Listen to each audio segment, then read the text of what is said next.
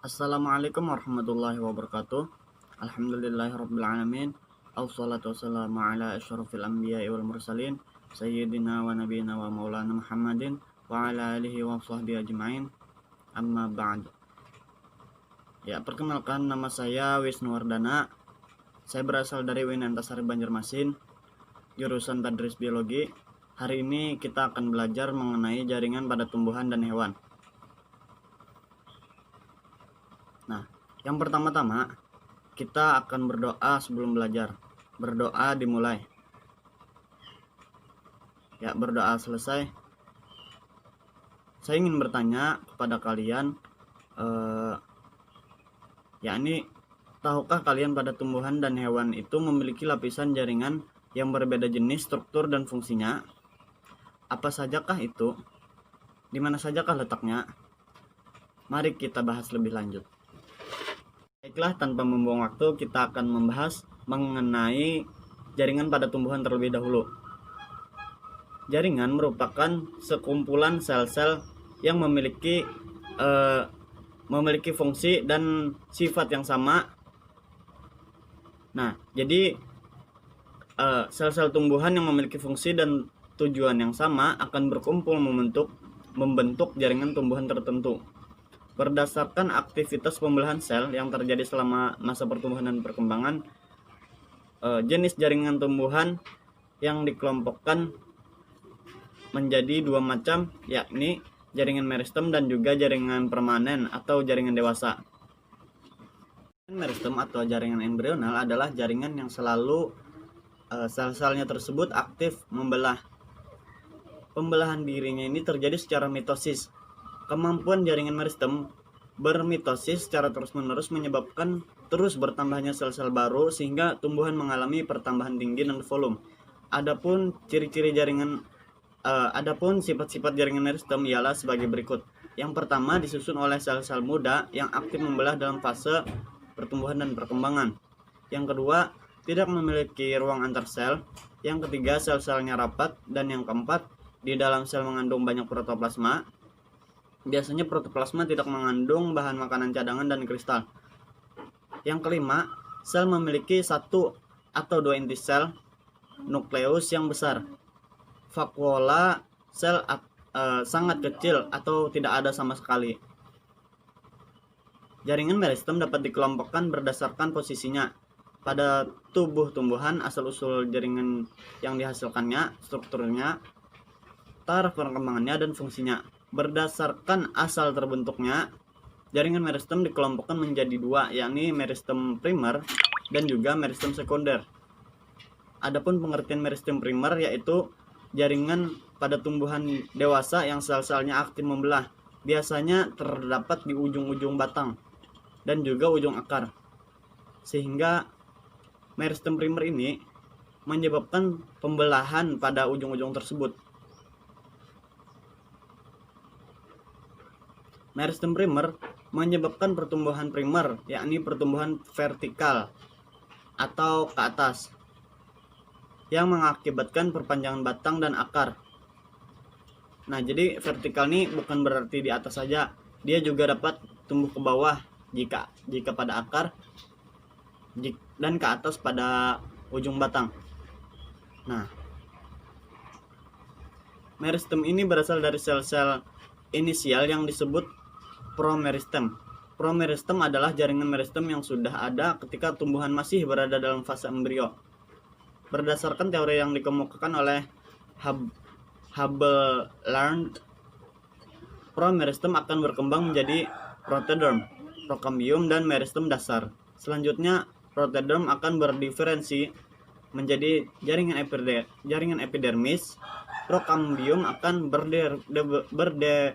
berdiferensiasi menjadi sistem jaringan pengangkut, sedangkan meristem dasar akan berkembang menjadi parenkim atau jaringan dasar. Selanjutnya adalah jaringan meristem sekunder. Jaringan meristem sekunder adalah jaringan yang berasal dari sel-sel dewasa yang berubah sifatnya menjadi sel-sel meristematik. Sel-sel meristem sekunder berbentuk pipi atau prisma dan memiliki vakuola yang besar di bagian tengahnya. Contohnya adalah kambium dan kambium gabus atau velogen. Kambium merupakan lapisan sel-sel yang aktif membelah di antara pembuluh angkut, silem, dan floem. Kambium disebut juga dengan kambium pembuluh atau kambium vaskuler. Kambium dapat ditemukan di batang maupun akar tumbuhan dikotil, Gymnospermae, dan beberapa tumbuhan monokotil. Kambium menyebabkan pertumbuhan sekunder sehingga batang menjadi bertambah besar. Aktivitas kambium ke arah dalam membentuk pembuluh kayu atau silem, sedangkan ke arah luar membentuk pembuluh tapis atau floem.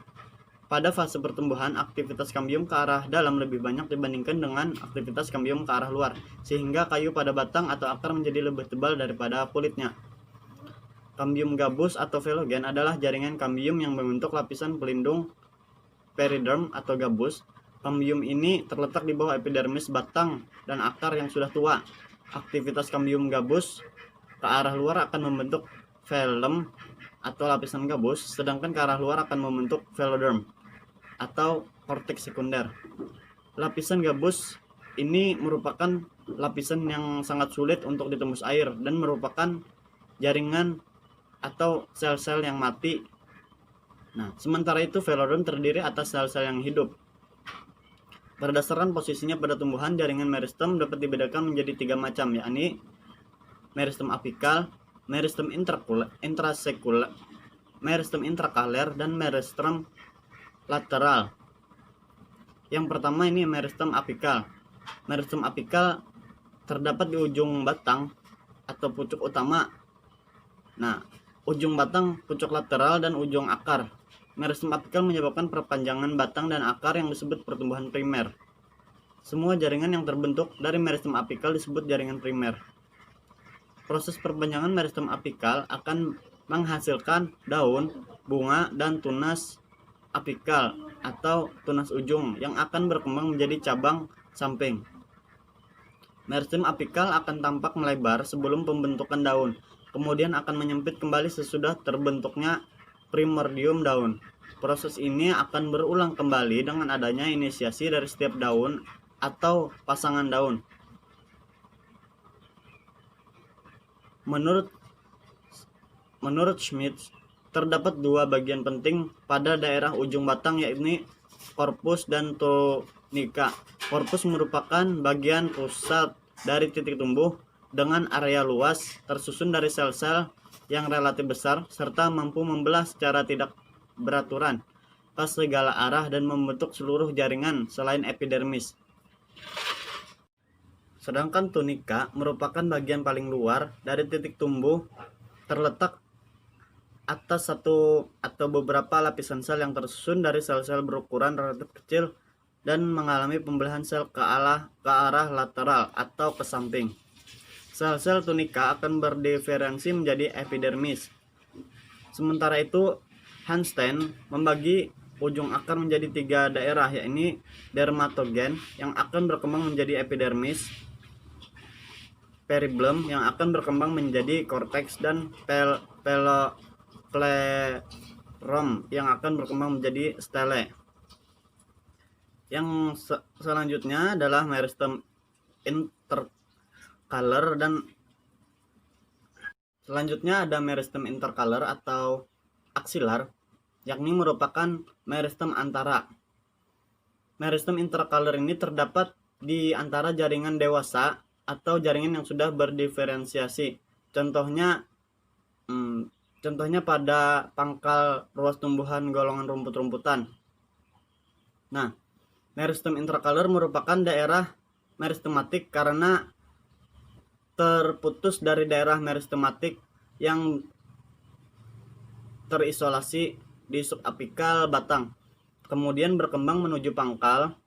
Sel-selnya membelah untuk membentuk rangkaian sel yang sejajar sehingga disebut meristem rusuk. Meristem interkaler menyebabkan pemanjangan ruas batang dan menyebabkan pembungaan. Jaringan yang terbentuk oleh meristem interkaler termasuk jaringan primer. Ini adalah meristem lateral atau meristem samping. Meristem ini terletak sejajar dengan permukaan batang dan juga akar. Contoh daripada meristem ini ialah kambium pembuluh dan juga kambium gabus. Meristem lateral menyebabkan terjadinya pertumbuhan sekunder pada batang maupun akar yang akan menyebabkan terjadinya pertambahan besar ukuran batang tersebut atau akar tersebut. Meristem lateral itu dibentuk oleh jaringan sekunder. Nah, jadi yang tadi itu meristem intracalar atau aksilar terbentuk dari jaringan primer, sedangkan meristem lateral terbentuk oleh jaringan sekunder. Kambium pembuluh merupakan kambium yang menyebabkan terjadinya penebalan pada akar dan juga batang. Sedangkan kambium gabus merupakan berperan membentuk lapisan gabus atau lapisan pelindung yang disebut dengan periderm. Selanjutnya kita akan membahas jaringan permanen atau jaringan dewasa. Jaringan dewasa atau jaringan permanen adalah jaringan yang berasal dari pembelahan sel-sel meristem primer maupun sekunder yang telah berdiferensiasi atau mengalami perubahan bentuk sesuai dengan fungsinya. Jadi, jaringan permanen bersifat non-meristematik atau tidak aktif membelah, tidak tumbuh dan tidak berkembang lagi. Jaringan permanen mempunyai ciri-ciri sebagai berikut, yakni tidak melakukan aktivitas perbanyakan diri, sel-sel berukuran relatif besar dibandingkan dengan sel-sel meristem. Selain itu, sel memiliki vakuola yang lebih besar sehingga mengandung sedikit plasma sel. Sel telah mengalami penebalan pada dindingnya sesuai dengan fungsinya. Terkadang sel-sel telah mati, terdapat ruang antar sel. Berdasarkan jumlah tipe sel penyusunnya, jaringan permanen dapat dibedakan menjadi dua macam, yakni jaringan sederhana dan juga jaringan kompleks. Jaringan sederhana ialah merupakan jaringan yang homogen yang terdiri atas satu tipe sel, contohnya parenkim, kolenkim, dan sklerenkim. Jaringan kompleks merupakan jaringan heterogen yang terdiri atas dua tipe sel atau lebih, contohnya xilem dan phloem, dan juga epidermis. Berdasarkan fungsinya, jaringan dewasa dibedakan menjadi 4 macam, yakni jaringan pelindung, epidermis, yang kedua jaringan jaringan dasar, parenkim, yang ketiga jaringan penyokong, dan juga yang keempat jaringan pengangkut atau vaskuler. Kita akan membahas jaringan pelindung terlebih dahulu. Jaringan pelindung atau epidermis adalah jaringan yang tersusun dari lapisan sel-sel yang menutupi permukaan organ tumbuhan seperti akar, batang, dan juga daun, bunga, buah, dan juga biji. Jaringan epidermis disebut sebagai jaringan pelindung karena berfungsi melindungi bagian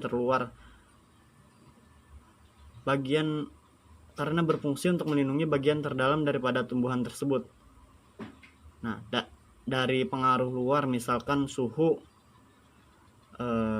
kehilangan air, atau juga penguapan yang berlebih, kerusakan mekanik. Nah, itu dapat dilindungi oleh epidermis ini. Umumnya terdiri atas satu lapisan sel, namun pada beberapa tumbuhan epidermis terdiri atas beberapa sel karena sel periderm membelah beberapa kali secara periklin sejajar permukaan. Contohnya adalah sel-sel epidermis filamen pada akar anggrek. Memiliki sel-sel yang tersusun rapat tanpa ruang antar sel. Bentuk sel bervariasi, contohnya berbentuk tubular pada helaian daun Dicotyledoniae, bentuk memanjang pada sel epidermis helaian daun Monocotyledoniae, dan berbentuk heksagonal pada helaian daun Aloe cristata. Sel-sel pada epidermis memiliki banyak vakuola dan protoplasma yang dapat menyimpan berbagai hasil metabolisme. Ketebalan dinding sel epidermis berbeda-beda. Pada biji dan daun tumbuhan konifer memiliki dinding sel yang sangat tebal. Dinding sel epidermis ada yang mengandung lignin, kutikula, dan pektin. Pada tumbuhan yang hidup di habitat kering, dinding sel epidermis memiliki kutikula yang tebal. Di permukaan kutikula terdapat endapan lilin sehingga menyebabkan daun dan buah kelihatan berkilap. Lapisan lilin sangat penting untuk menjaga kelembapan permukaan organ. Sel-sel inisial epidermis sebagian dapat berkembang dan bermodifikasi menjadi alat-alat tambahan lain yang disebut derivat epidermis. seperti stomata atau mulut daun, trikoma, rambut-rambut, emergensia, spina atau duri, sel kipas, sel kresik atau silika, velamin, dan litokis. Kita akan membahas yang pertama, yakni stomata atau mulut daun. Stomata adalah bahasa yang digunakan untuk mulut daun yang berjumlah tunggal. Terdapat pada epidermis, organ tumbuhan yang berwarna hijau. Nah, ini biasanya terdapat pada daun. Bagian bawah daun memiliki stomata. Stomata adalah celah atau lubang atau pori-pori yang diapit oleh sepasang sel penjaga atau sel penutup. Sel penjaga biasanya berbentuk ginjal pada tumbuhan dikotil atau berbentuk halter pada tumbuhan monokotil. Sel penjaga ada yang terletak sama tinggi, lebih rendah, dan lebih tinggi oleh sel-sel tetangganya. Sel-sel tetangga memiliki bentuk yang sama atau homogen, tetapi berbeda dengan sel epidermis. Sel tetangga berperan sebagai sensor perubahan osmosis yang akan menyebabkan sel penjaga bergerak mengatur lebar celahnya stomata. Pada umumnya, stomata lebih banyak terdapat pada epidermis bagian bawah daun daripada epidermis atas daun. Bahkan beberapa jenis tumbuhan tidak memiliki stomata di bagian atas daunnya. Contohnya pada tumbuhan Dicotyledoniae dengan susunan pertulangan daun seperti jala. Stomata terletak tersebar tidak beraturan pada tumbuhan tersebut. Pada tumbuhan Monocotyledoniae dengan susunan pertulangan daun paralel, stomata tersusun dalam leret longitudinal. Stomata berfungsi sebagai jalan masuk dan keluarnya CO2 dan O2. Jadi di sana ada pertukaran gas antara CO2 dan juga O2 pada respirasi maupun fotosintesis, serta jalur penguapan air atau transpirasi. Stomata akan terbuka pada siang hari dan menutup pada malam hari. Membuka dan menutupnya stomata disebabkan oleh perubahan tekanan turgor akibat penambahan dan pengurangan ion ion kalium atau K+ secara reversibel oleh sel penjaga. Mekanisme membuka dan menutupnya stomata dapat kita jelaskan sebagai berikut, yakni stomata membuka ketika sel-sel penjaga secara aktif mengakumulasi ion kalium atau K+ dari sel-sel tetangga di sekitarnya. Akumulasi K+ ini akan menurunkan potensi air sel sehingga air masuk melalui osmosis dan sel penjaga membengkak atau terjadinya turgid, pembengkakan. Stomata akan menutup ketika sel-sel penjaganya mengeluarkan ion K+. Hal ini akan meningkatkan potensial air selnya dan menyebabkan sel penjaga kehilangan air melalui peristiwa osmosis, sehingga sel penjaga menjadi lembek dan mengerut. Selanjutnya kita akan membahas trikoma. Trikoma merupakan rambut-rambut dari epidermis yang terdiri atas satu sel tunggal atau sel banyak. Trikoma terdapat hampir di seluruh bagian tumbuhan, yakni daun, batang, akar, bunga, buah, serta biji.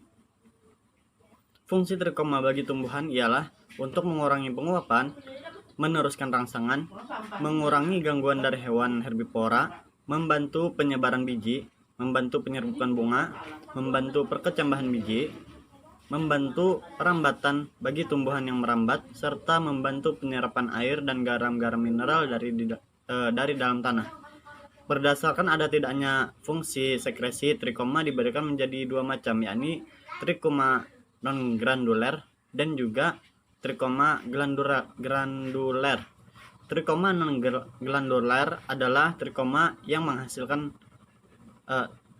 tidak menghasilkan sekret, sedangkan trikoma granuler ialah trikoma yang menghasilkan sekret. Trikoma non-glandular dapat berupa rambut bersel satu atau banyak sel, berbentuk tidak pipih, contohnya pada daun avocado. Selain itu, rambut sisik berbentuk pipih dan juga bersel banyak, contohnya pada daun durian. Rambut bercabang dan bersel banyak, contohnya pada daun waru. Rambut akar yang merupakan perpanjangan sel epidermis yang tegak lurus dengan permukaan akar.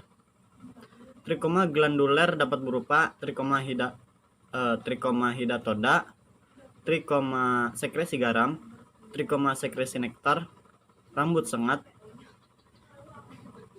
Jadi trikoma hidatoda ini ialah trikoma yang terdiri atas sel tungkai dan sel kepala berbentuk lonjong yang mengeluarkan larutan encer asam organik dan non-organik. Contohnya adalah hidatoda pada daun muda dan batang Cicer arietinum. Selanjutnya trikoma sekresi garam. Trikoma ini berbentuk rambut seperti gelembung, terdiri atas sebuah sel kelenjar yang besar di ujung tangkai yang menyempit. Garam disekresikan oleh sitoplasma ke dalam vakuola besar. Sel sekresi menjadi kering sejalan dengan umur daun sehingga garamnya tertinggal di permukaan daun. Contohnya pada tumbuhan Limonium sp. Trikoma sekresi nektar. Trikoma sekresi nektar atau trikoma kelenjar madu berbentuk rambut bersel satu atau lebih dengan plasma yang kental dan mengeluarkan madu ke permukaan sel. Contohnya pada kelopak bunga Abutilon sp, Lonicera japonica, dan juga Traposelum majus. Selanjutnya ada rambut sengat, terdiri atas sel tunggal yang panjang dengan pangkal berbentuk kantong dengan ujung runcing berisi zat beracun penyebab rasa pedih. Contohnya rambut sengat terdapat pada tumbuhan Urtica ferox.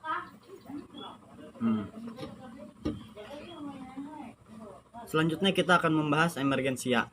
Emergensia adalah tonjolan pada permukaan organ yang terbentuk dari jaringan epidermis dan jaringan di bawah epidermis. Nah, contohnya pada duri tempel pada batang mawar, tonjolan pada buah kecubung, dan juga rambut-rambut pada rambutan. Selanjutnya kita akan membahas mengenai stele atau duri. Stele atau duri merupakan tonjolan yang terdapat di epidermis batang. Tonjolan ini berasal dari jaringan stele atau jaringan pusat di bawah korteks. Contoh daripada tanaman yang berduri pada epidermisnya ialah tumbuhan kertas. Selanjutnya sel kipas. Sel kipas merupakan alat tambahan pada epidermis. Daun bagian atas tersusun dari beberapa sel berdinding tipis, memiliki vakuola yang besar, tidak mengandung kloroplast, dan berbentuk seperti kipas dengan ukuran yang lebih besar dibandingkan dengan sel-sel epidermis di sekitarnya. Dinding sel terdiri atas selulosa dan pektin. Bagian paling luar diselubungi kutikula. Plasma sel berupa selaput yang melekat pada dinding sel dan berfungsi untuk menyimpan air. Sel kipas berfungsi untuk menyimpan air dan mengurangi penguapan yang berlebih pada tanaman. Selanjutnya kita akan membahas sel kersik atau silika. Sel kersik adalah bagian sel epidermis yang berbentuk bulat, elips, dan juga helter atau pelana, dan bersifat kristal kersik atau SiO2. Adanya sel kersik pada tumbuhan menyebabkan permukaan batang pada tumbuhan tersebut menjadi keras. Kandungan silika pada sel mulai rendah, tetapi akan terakumulasi silika pada sel seiring pertambahan usia sel. Sel kersik berfungsi untuk memperkuat batang. Contohnya pada tumbuhan tebu. Nah, di situ sel kersik terdapat di permukaannya yang mengkilap itu yang menyebabkan kerasnya batang pada batang tebu tersebut. Selanjutnya adalah filamen. Filamen merupakan sel-sel mati yang terdapat pada epidermis akar gantung. Contohnya pada tumbuhan anggrek yang merupakan salah satu tumbuhan epifit yang menempel pada tumbuhan yang lain.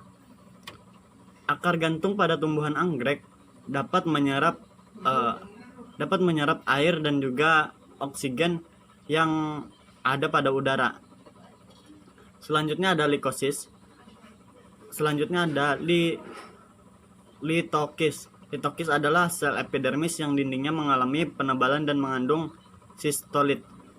Litokis merupakan bangunan sarang rebah yang tersusun dari tangkai selulosa dengan deposisi atau endapan kristal kalsium karbonat CaCO3. Sel likosis berukuran lebih besar daripada sel epidermis di sekitarnya.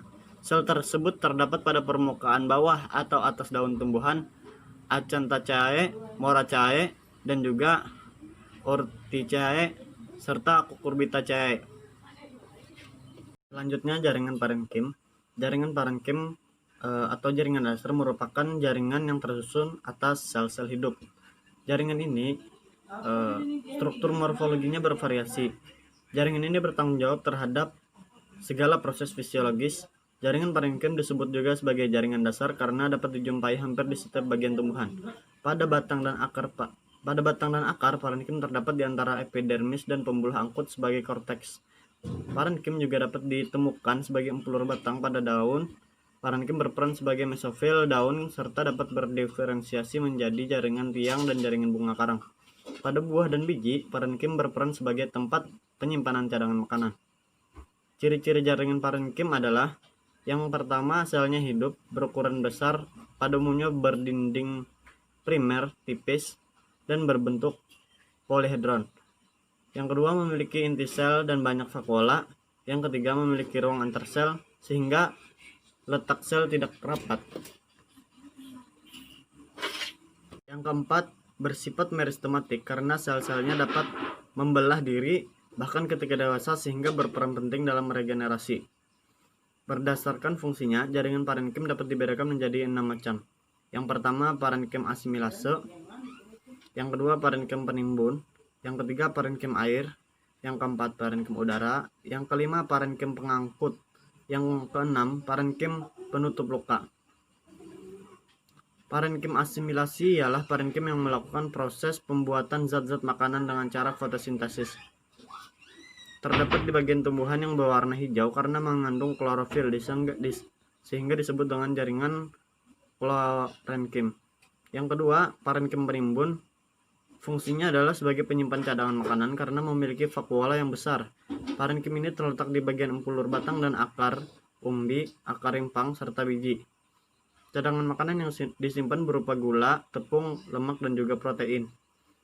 Yang ketiga ada parenkim air. Parenkim ini mampu menyimpan air, berdinding sel tipis, dan memiliki vakuola yang besar berisi cairan agak berlendir. Zat berlendir tersebut dapat meningkatkan daya simpan air oleh sel. Parenkim ini terdapat pada tumbuhan epifit yang menempel dan xerofit, tumbuhan yang beradaptasi di lingkungan kering, misalkan lidah buaya.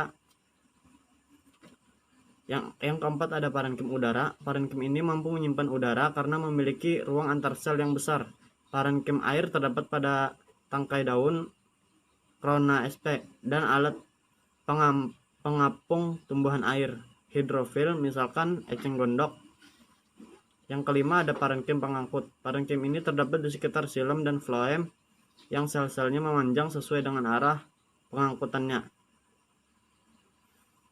Yang keenam ada parenkim penutup luka. Parenkim ini bersifat meristematik karena melakukan pembelahan diri untuk regenerasi parenkim baru. Parenkim penutup luka disebut juga velogen atau cambium gabus. Berdasarkan bentuknya, jaringan parenkim dapat dibedakan menjadi 4 macam. Yang pertama ada parenkim palisade. Yang kedua ada parenkim bunga karang. Yang ketiga ada parenkim bintang. Yang keempat ada parenkim lipatan. Kita membahas parenkim palidase terlebih dahulu. Ini terdiri atas sel-sel berbentuk panjang, tegak, dan mengandung banyak kloroplast. Parenkim palidase terdapat pada mesofil, daun, dan terkadang pada biji. Yang kedua ada parenkim bunga karang, terdiri atas sel-sel yang berbentuk dan ukurannya tidak teratur dan memiliki ruang antar sel yang lebih besar. Parenkim bunga karang terdapat pada mesofil daun. Yang ketiga ada parenkim bintang atau actinenkim, terdiri atas sel-sel berbentuk seperti bintang yang saling berhubungan di bagian ujungnya. Ini terdapat pada daun kana sp. Dan yang terakhir adalah parenkim lipatan. Parenkim ini terdiri atas sel-sel dengan dinding sel yang mengalami lipatan ke arah dalam dan banyak mengandung kloroplas. Parenkim lipatan terdapat pada mesofil dan pinus dan juga padi. Selanjutnya ada jaringan penyokong atau penguat. Jaringan penyokong adalah jaringan yang menunjang bentuk tubuh tumbuhan. Ciri-cirinya yaitu memiliki dinding sel yang tebal dan kuat serta telah mengalami spesialisasi pada sel-selnya. Jaringan ini berfungsi untuk menegakkan batang dan menguatkan daun, melindungi tumbuhan dari gangguan mekanis, melindungi embrio di dalam biji, melindungi jaringan pengangkut, memperkuat jaringan aerenkim atau jaringan penyimpan udara. Berdasarkan bentuk dan sifatnya, jaringan penyokong dapat dibedakan menjadi dua macam, yaitu jaringan kolenkim dan sklerenkim. Jaringan kolenkim adalah jaringan penguat pada organ-organ tumbuhan yang masih aktif mengadakan pertumbuhan dan perkembangan. Jaringan ini terdapat pada batang dan daun, bagian bunga-bunga dan buah, serta pada akar yang terkena cahaya matahari. Pada batang, kolenkim juga dapat ditemukan dalam bentuk silinder atau jalur-jalur yang membujur. Pada daun, kolenkim dapat ditemukan di salah satu sisi atau kedua sisi tulang daun dan di sepanjang pinggir helaian daun. Jaringan ini memiliki ciri-ciri tersusun dari sel-sel yang hidup, ukuran dan bentuk sel seragam, ada yang panjang, ada yang pendek, dan nano, dan memiliki serat dengan ujung yang meruncing. Penebalan dinding sel tidak teratur. Isi sel dapat mengandung kloroplas dan tanin. Yang selanjutnya adalah jaringan sklerenkim. Jaringan sklerenkim merupakan jaringan pada tumbuhan yang telah mengalami pemberhentian pada fase pertumbuhan dan perkembangan sehingga sel-selnya mati. Nah, dinding selnya tebal dan juga biasanya mengandung zat lignin bersifat kenyal dan tidak mengandung protoplas karena sel-selnya telah mati. Jaringan ini dikelompokkan menjadi dua jenis, yakni jaringan serabut atau sklerenkim dan sklerait sel-sel batu. Serabut atau serat sklerenkim ini didefinisikan sebagai sel seperti serat yang panjang, namun ada pula yang pendek dan bentuknya ada yang lingkaran atau juga untayan.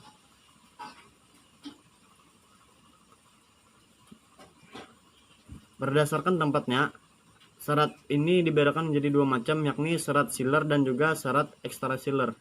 Serat Schiller ini berada di sekitar jaringan xilem, sedangkan serat ekstraseller itu biasanya ditemukan di sekitar korteks atau di sekitar flem. Serat ekstraseller biasanya berukuran lebih panjang daripada serat Schiller. Selanjutnya ada sklerait atau sel batu. Sel ini juga mati pada saat dewasa, tetapi protoplasmanya tetap aktif sepanjang hidupnya. Organ tersebut, sel sklerait umumnya terbentuk bulat, tetapi variasi bentuk lain juga ditemukan. Sel tersebut dapat ditemukan dalam keadaan tunggal atau berkelompok. Terdapat pada bagian tumbuhan, terutama di kulit kayu, pembuluh tapis, serta di dalam buah dan di biji. Biasanya kita dapat menemukannya juga di kelapa. Pada tempurung kelapa tersusun atas sel-sel sklerait atau sel batu ini. Cirinya adalah kulitnya keras dan juga sel-selnya saling berhubungan rapat sehingga air tidak mudah keluar masuk. Selanjutnya adalah jaringan pengangkut atau jaringan vaskuler. Jaringan ini adalah jaringan pada tumbuhan tingkat tinggi yang berfungsi mengangkut air dan garam-garam mineral serta zat makanan hasil fotosintesis. Jaringan ini terdapat pada xilem dan juga phloem. Xilem berfungsi mengangkut air dan garam-garam mineral dari akar menuju ke daun. Xilem merupakan jaringan yang kompleks karena tersusun dari berbagai Macam bentuk sel. Sel-selnya telah mati, berdinding tebal dan mengandung zat lignin. Komponen-komponen pembentuk silem yaitu unsur trakeal, yakni yang terdiri dari sel-sel yang memanjang, tidak mengandung protoplasma, memiliki dinding sel yang berlignin dan memiliki noktah-noktah atau lekukan. Unsur ini tersusun dari dua macam sel, yaitu trakeit dan trakea. Trakeit merupakan sel panjang dengan ujung yang runcing tanpa adanya lubang, sehingga pengangkutan dilakukan melalui pasangan noktah pada dua ujung yang saling menimpa. Trakea atau pembuluh merupakan deretan sel yang tersusun memanjang dengan ujung yang berlubang dan saling berhubungan pada ujung dan pangkalnya. Bagian trakea yang berlubang disebut dengan lempeng perforasi. Lempeng perforasi dapat dibedakan menjadi 3 tipe, yaitu sederhana, menangga, dan juga memata jala. Yang kedua adalah serat silem. Ini merupakan sel panjang dengan dinding sekunder yang berlignin. Memiliki dua macam serat, yaitu serat trakeit dan libriform. Serat libriform berukuran lebih panjang, berdinding sel lebih tebal, dan memiliki noktah yang sederhana. Sementara itu, trakeit memiliki noktah yang terlindung. Yang ketiga ada parenkim silem, tersusun dari sel-sel yang masih hidup, berfungsi sebagai tempat penyimpanan cadangan makanan dan dapat ditemukan pada silem primer maupun silem sekunder. Pada silem sekunder dapat ditemukan berupa parenkim kayu dan parenkim jari-jari empulur. Selanjutnya floem. Floem ini berfungsi untuk mengangkut dan mendistribusikan zat makanan hasil fotosintesis dari daun ke seluruh bagian tubuh tumbuhan. Tersusun atas sel-sel hidup dan mati. Komponen ini terbentuk dari unsur tapis, sel pengiring, serat floem, parenkim floem, sel albumin.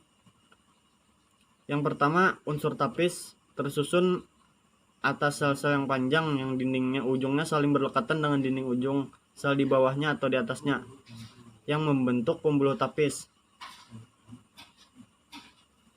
Yang kedua adalah sel penggiring atau sel tetangga, merupakan untaian sel-sel hidup yang menyerupai parenkim serta memiliki nukleus plastid dan juga plasmodesmata yang bercabang.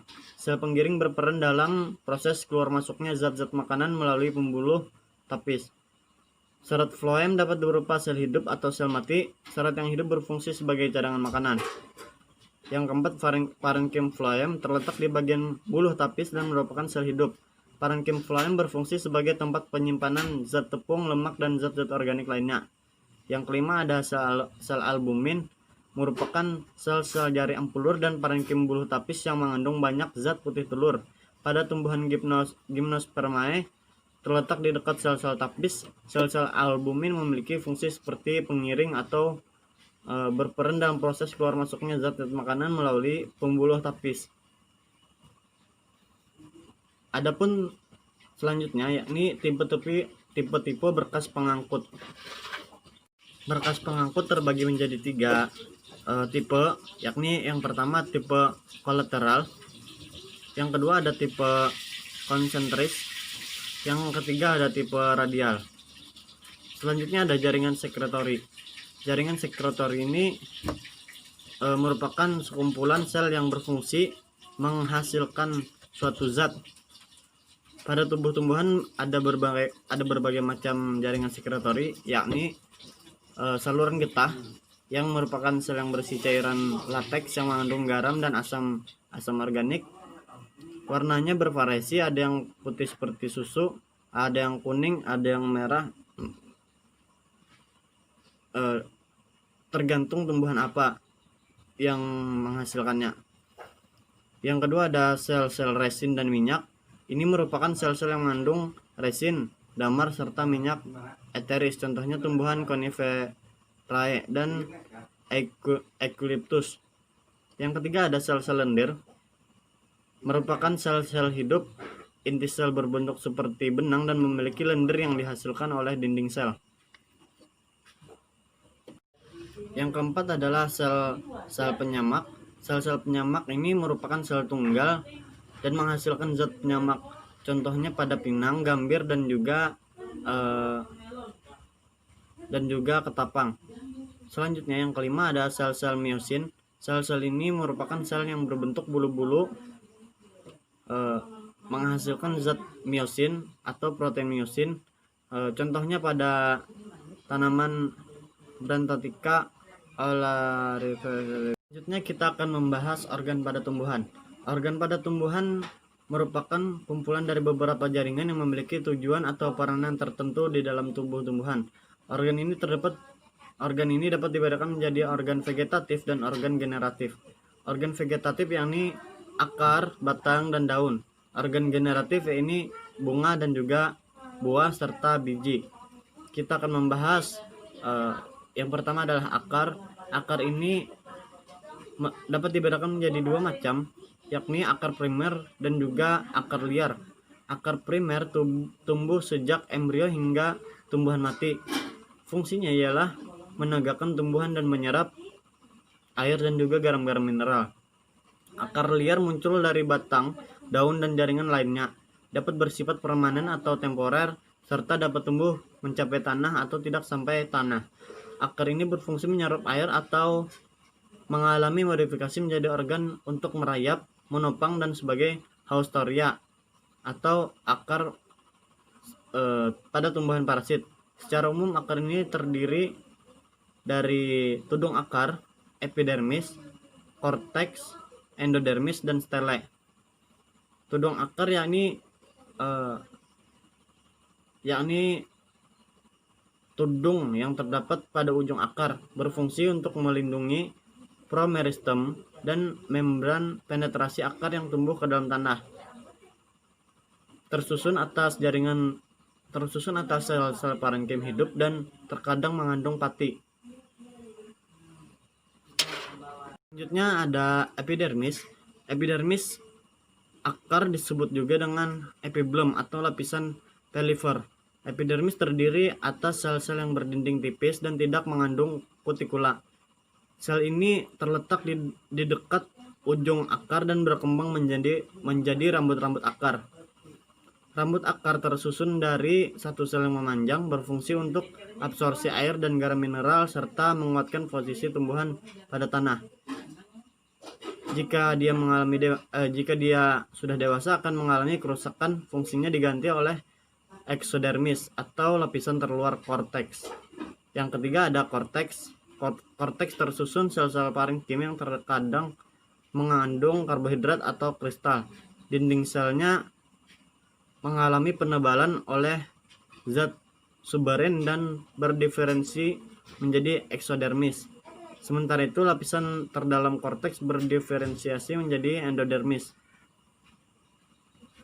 Endodermis merupakan akar yang terdiri atas satu lapisan sel yang struktur dan fungsinya berbeda dengan sel-sel di sekitarnya. Dinding sel endodermis akar dapat mengalami penebalan berbentuk titik-titik atau pita,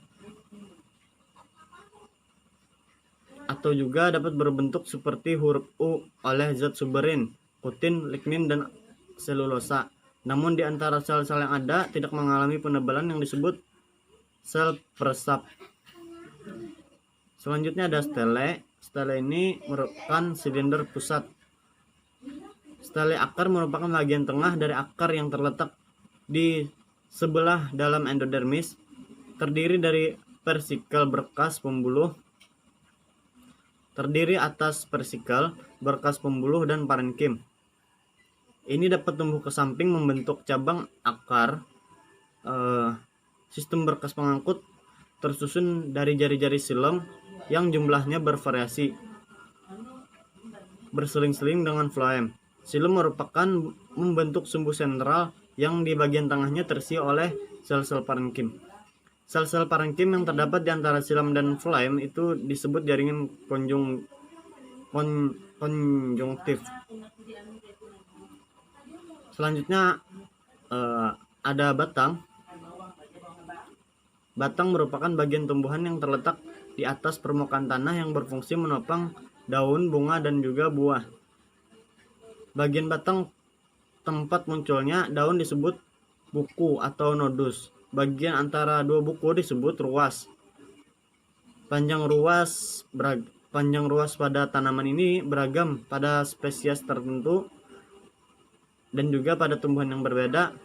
Pada setiap buku terdapat daun yang berjumlah 1, 2 atau lebih. Susunan daun berbeda-beda, ada yang berhadapan atau terpusat. Secara umum batang dan akar memiliki struktur yang relatif sama. Keduanya memiliki stele dengan xilem dan floem, versicle, endodermis, korteks, dan epidermis. Perbedaannya terletak pada struktur berkas pengangkutnya, yaitu berkas xilem dan floem pada akar terletak dalam radius yang berbeda atau terpisah, sedangkan berkas xilem dan floem pada batang terletak dalam radius yang sama atau berbelahan. Batang memiliki 3 pokok, yakni epidermis, korteks, dan modifikasi stele. Yang pertama ada epidermis. Epidermis pada batang terdiri atas satu lapisan sel yang tersusun rapat tanpa ruang antar sel. Dinding sel tumbuhan memiliki hipodermis yang terletak di sebelah dalam epidermis. Epidermis batang memiliki berbagai macam modifikasi yang semuanya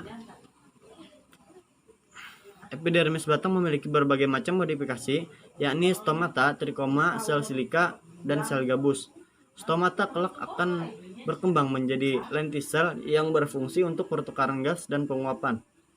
Yang kedua ada korteks, tersusun dari parenkim, kolenkim, dan sklerenkim yang berupa serabut dan skleroid atau sel batu, serta idioblast. Beberapa jenis tumbuhan memiliki parenkim korteks yang mengandung klorofil yang disebut klerenkim sehingga mampu berfotosintesis. Bagian korteks yang paling dalam disebut floatherna. Pada batang dikotil, korteks yang paling dalam disebut floatherna. Pada batang dikotil muda, lapisan floatherna berisi zat tepung yang disebut sarung muda lapisan floatherna. Selanjutnya ada stele atau silinder pusat. Stele ini terletak di sebelah dalam endodermis, terdiri atas perikambium atau versicle, parenkim, berkas pengangkut, dan juga empulur. Empulur merupakan bagian terdalam dari batang tumbuhan berpembuluh yang memiliki karakteristik parenkim. Jaringan empulur berwarna putih atau coklat pucat dan menjadi gelap jika sudah tua.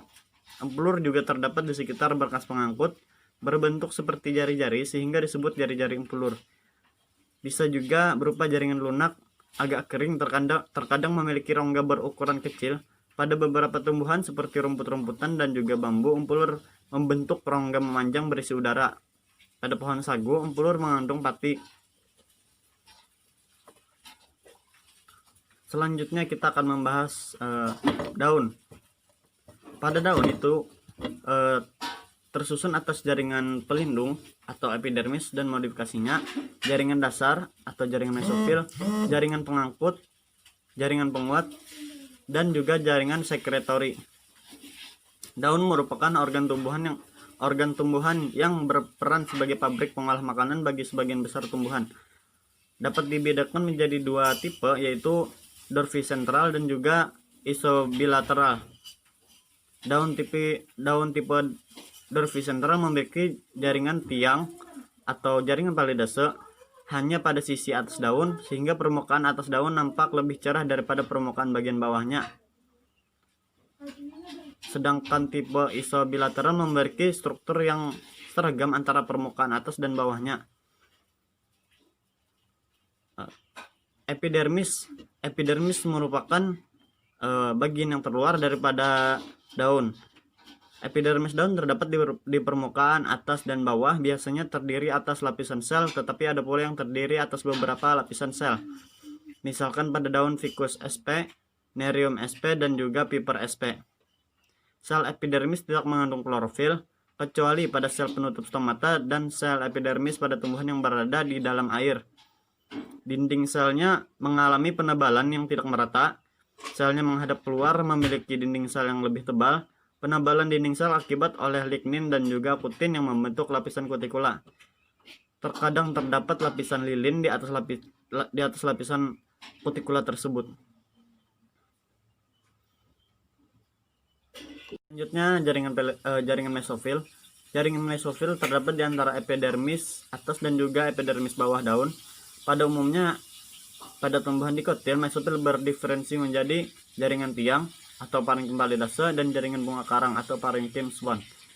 Jaringan palidase tersusun dari selapis atau lebih sel-sel yang terbentuk silindris, tersusun rapat dan banyak mengandung klorofil sehingga sangat efisien untuk fotosintesis.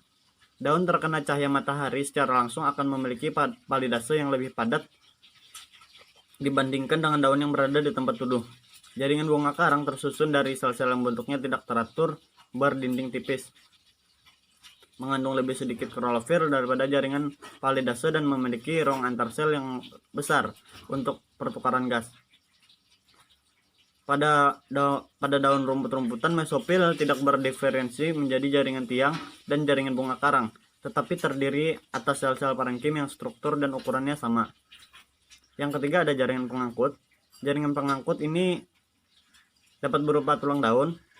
Tulang daun pada tumbuhan dikotil terdiri atas satu tulang utama yang bercabang-cabang membentuk jala, sedangkan tulang daun tumbuhan monokotil berderet sejajar.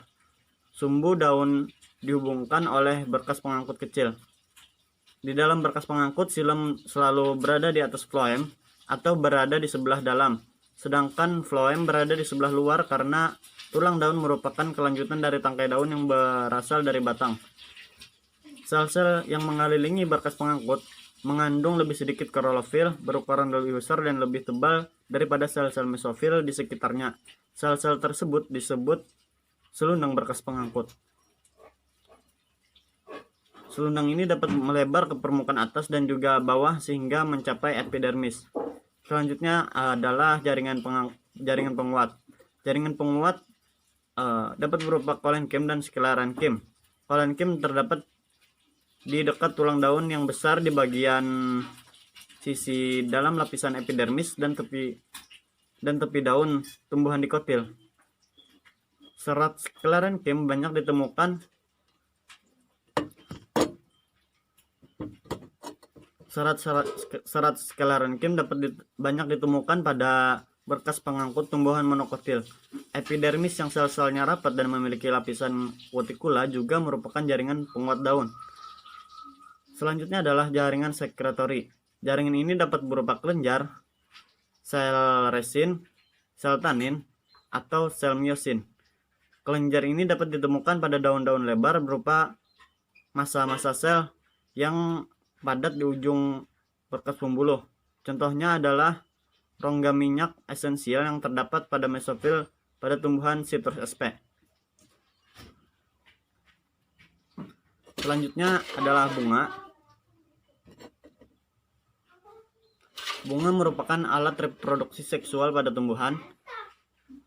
Bunga ini terdiri dari bunga lengkap dan juga bunga yang memiliki alat reproduksi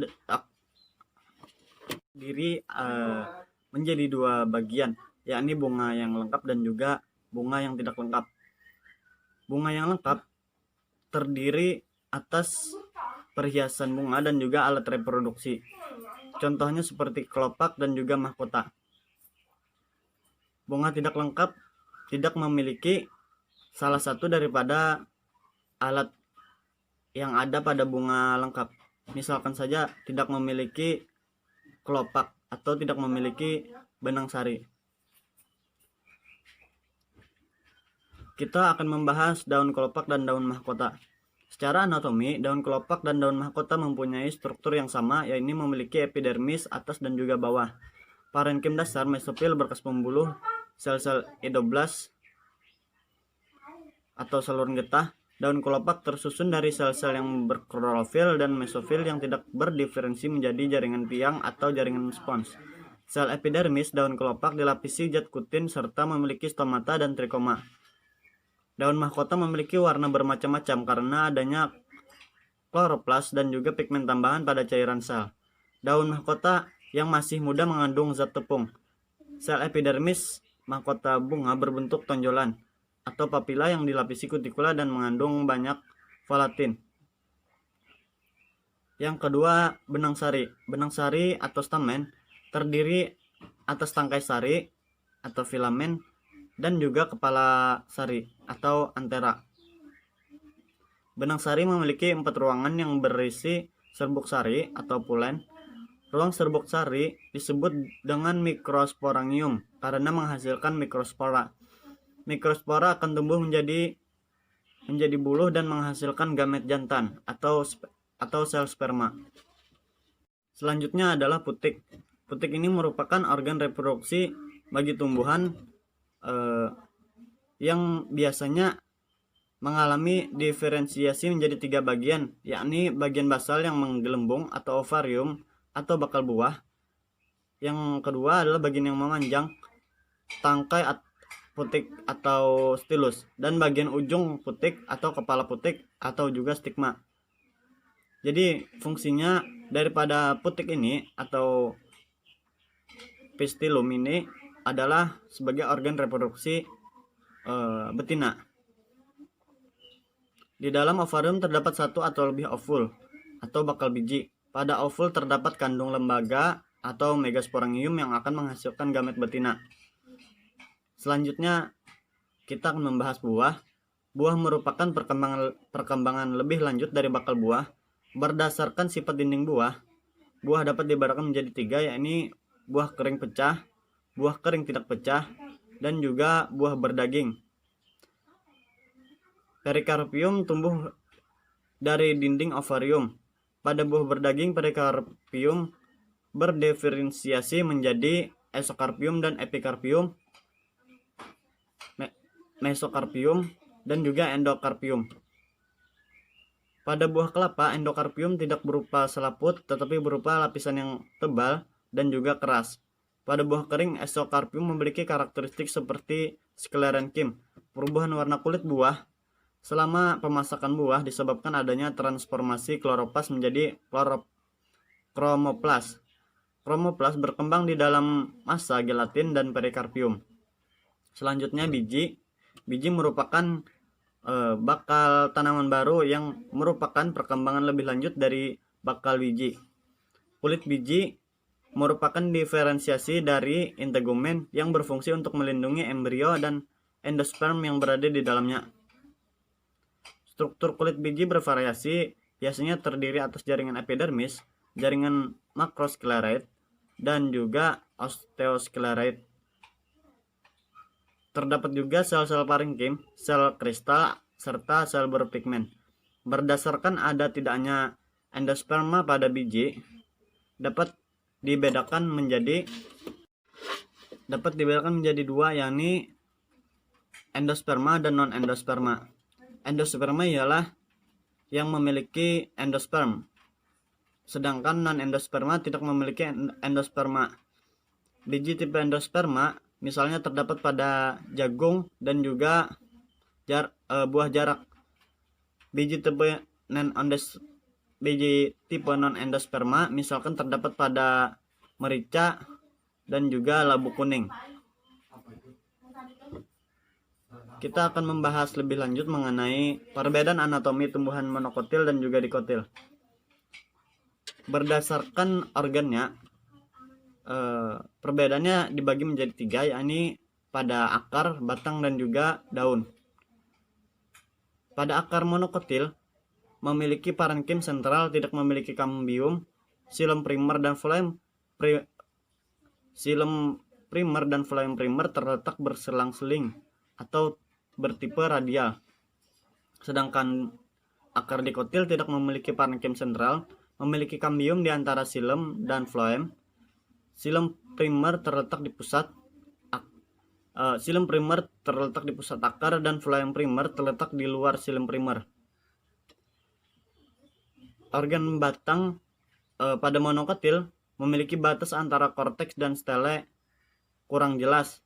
Antara xilem dan phloem tidak ada kambium yang bertipe kolateral tertutup. Sedangkan batang dikotil, batas antara korteks dan stele jelas. Antara phloem dan xilem terdapat kambium tipe kolateral terbuka. Pada daun monokotil tidak memiliki jaringan parenkim palidase, tetapi tersusun dari sel-sel parenkim yang tersusun dan dengan ukurannya yang seragam. Sedangkan pada dikotil memiliki jaringan parenkim paridase pada sisi atas dari bagian atas daun. Selanjutnya kita akan membahas tentang sifat totipotensi dan kultur jaringan. Totipotensi yaitu kemampuan setiap sel pada tumbuhan untuk tumbuh menjadi individu baru yang sempurna. Pada tahun 1969, seorang peneliti yang bernama Stewart mengadakan eksperimen dengan cara mengambil satu sel empulur wortel, kemudian ditumbuhkan menjadi individu baru. Teknik ini dikenal dengan kultur jaringan.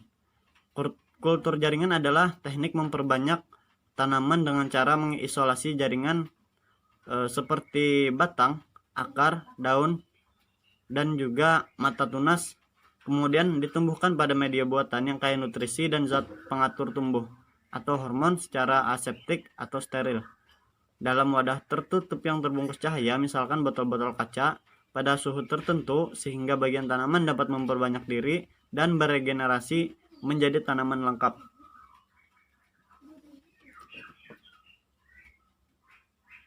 Yang pertama ini kita akan membahas tentang jenis kultur jaringan.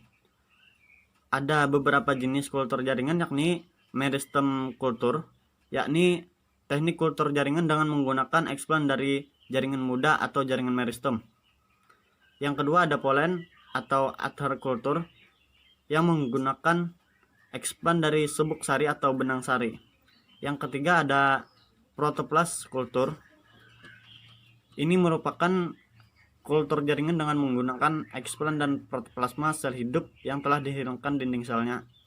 Yang keempat ada chloroplast kultur.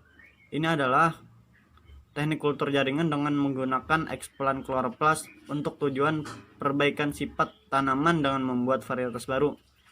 Selanjutnya adalah somatic cross atau silangan protoplasma atau penyilangan dua protoplasma yang berbeda menjadi satu, kemudian dibudidayakan sehingga menjadi tanaman yang mempunyai sifat yang baru. Selanjutnya adalah teknik kultur jaringan atau mikropropagasi.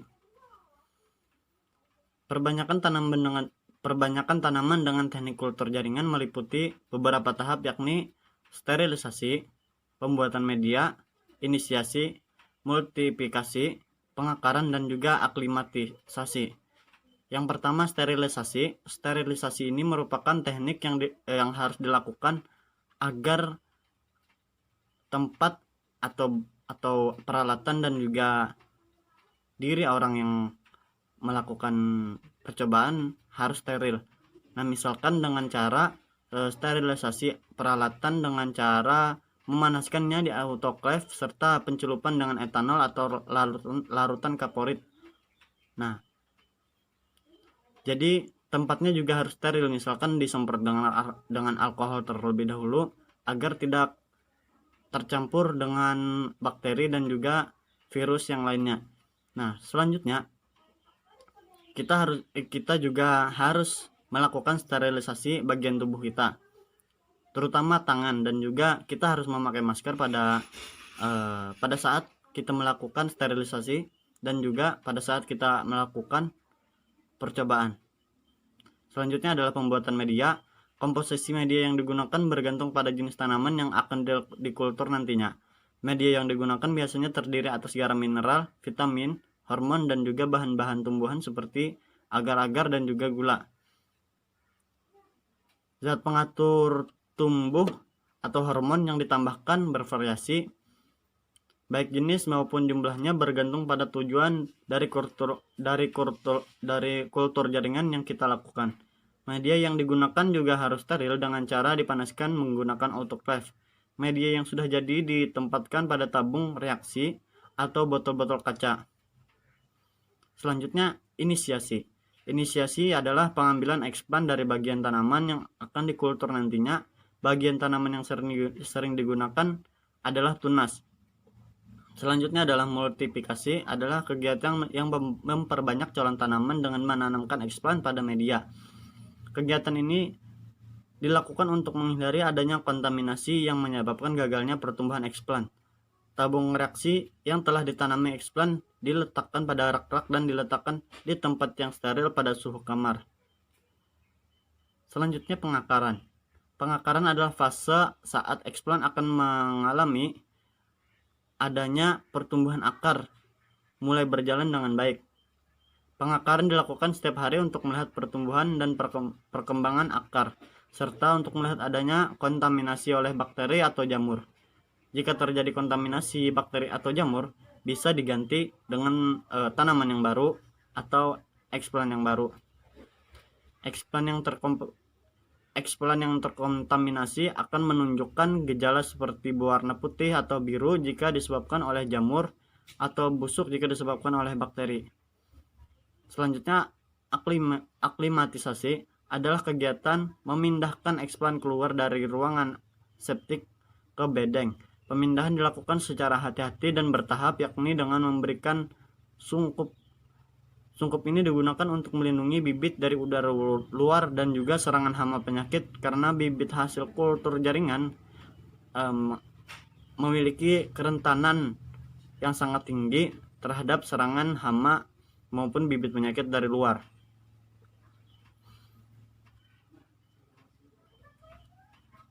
Setelah bibit mampu beradaptasi dengan lingkungan barunya, maka secara bertahap sungkep dapat dilepas dan pemeliharaan bibit dilakukan dengan cara yang sama seperti pada pemeliharaan bibit secara genetatif atau secara biasanya. Selanjutnya kita akan membahas keunggulan pembibitan dengan teknik kultur jaringan.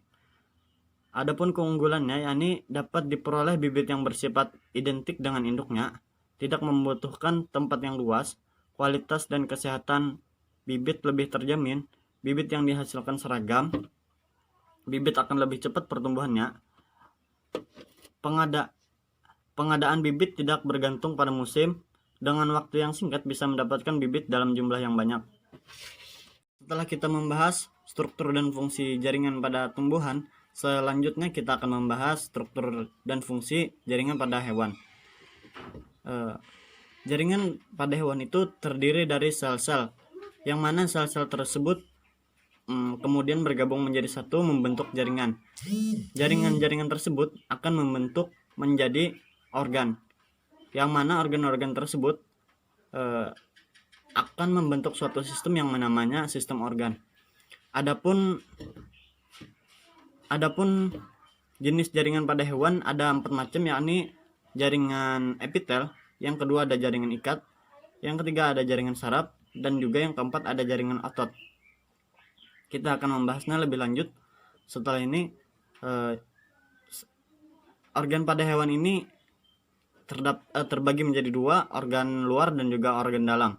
Organ luar misalkan mata, telinga, hidung dan juga mulut, serta kulit. Dan juga organ dalam adalah paru-paru, jantung, lambung, usus dan juga ginjal. Selain itu, kita akan membahas sistem organ pada manusia.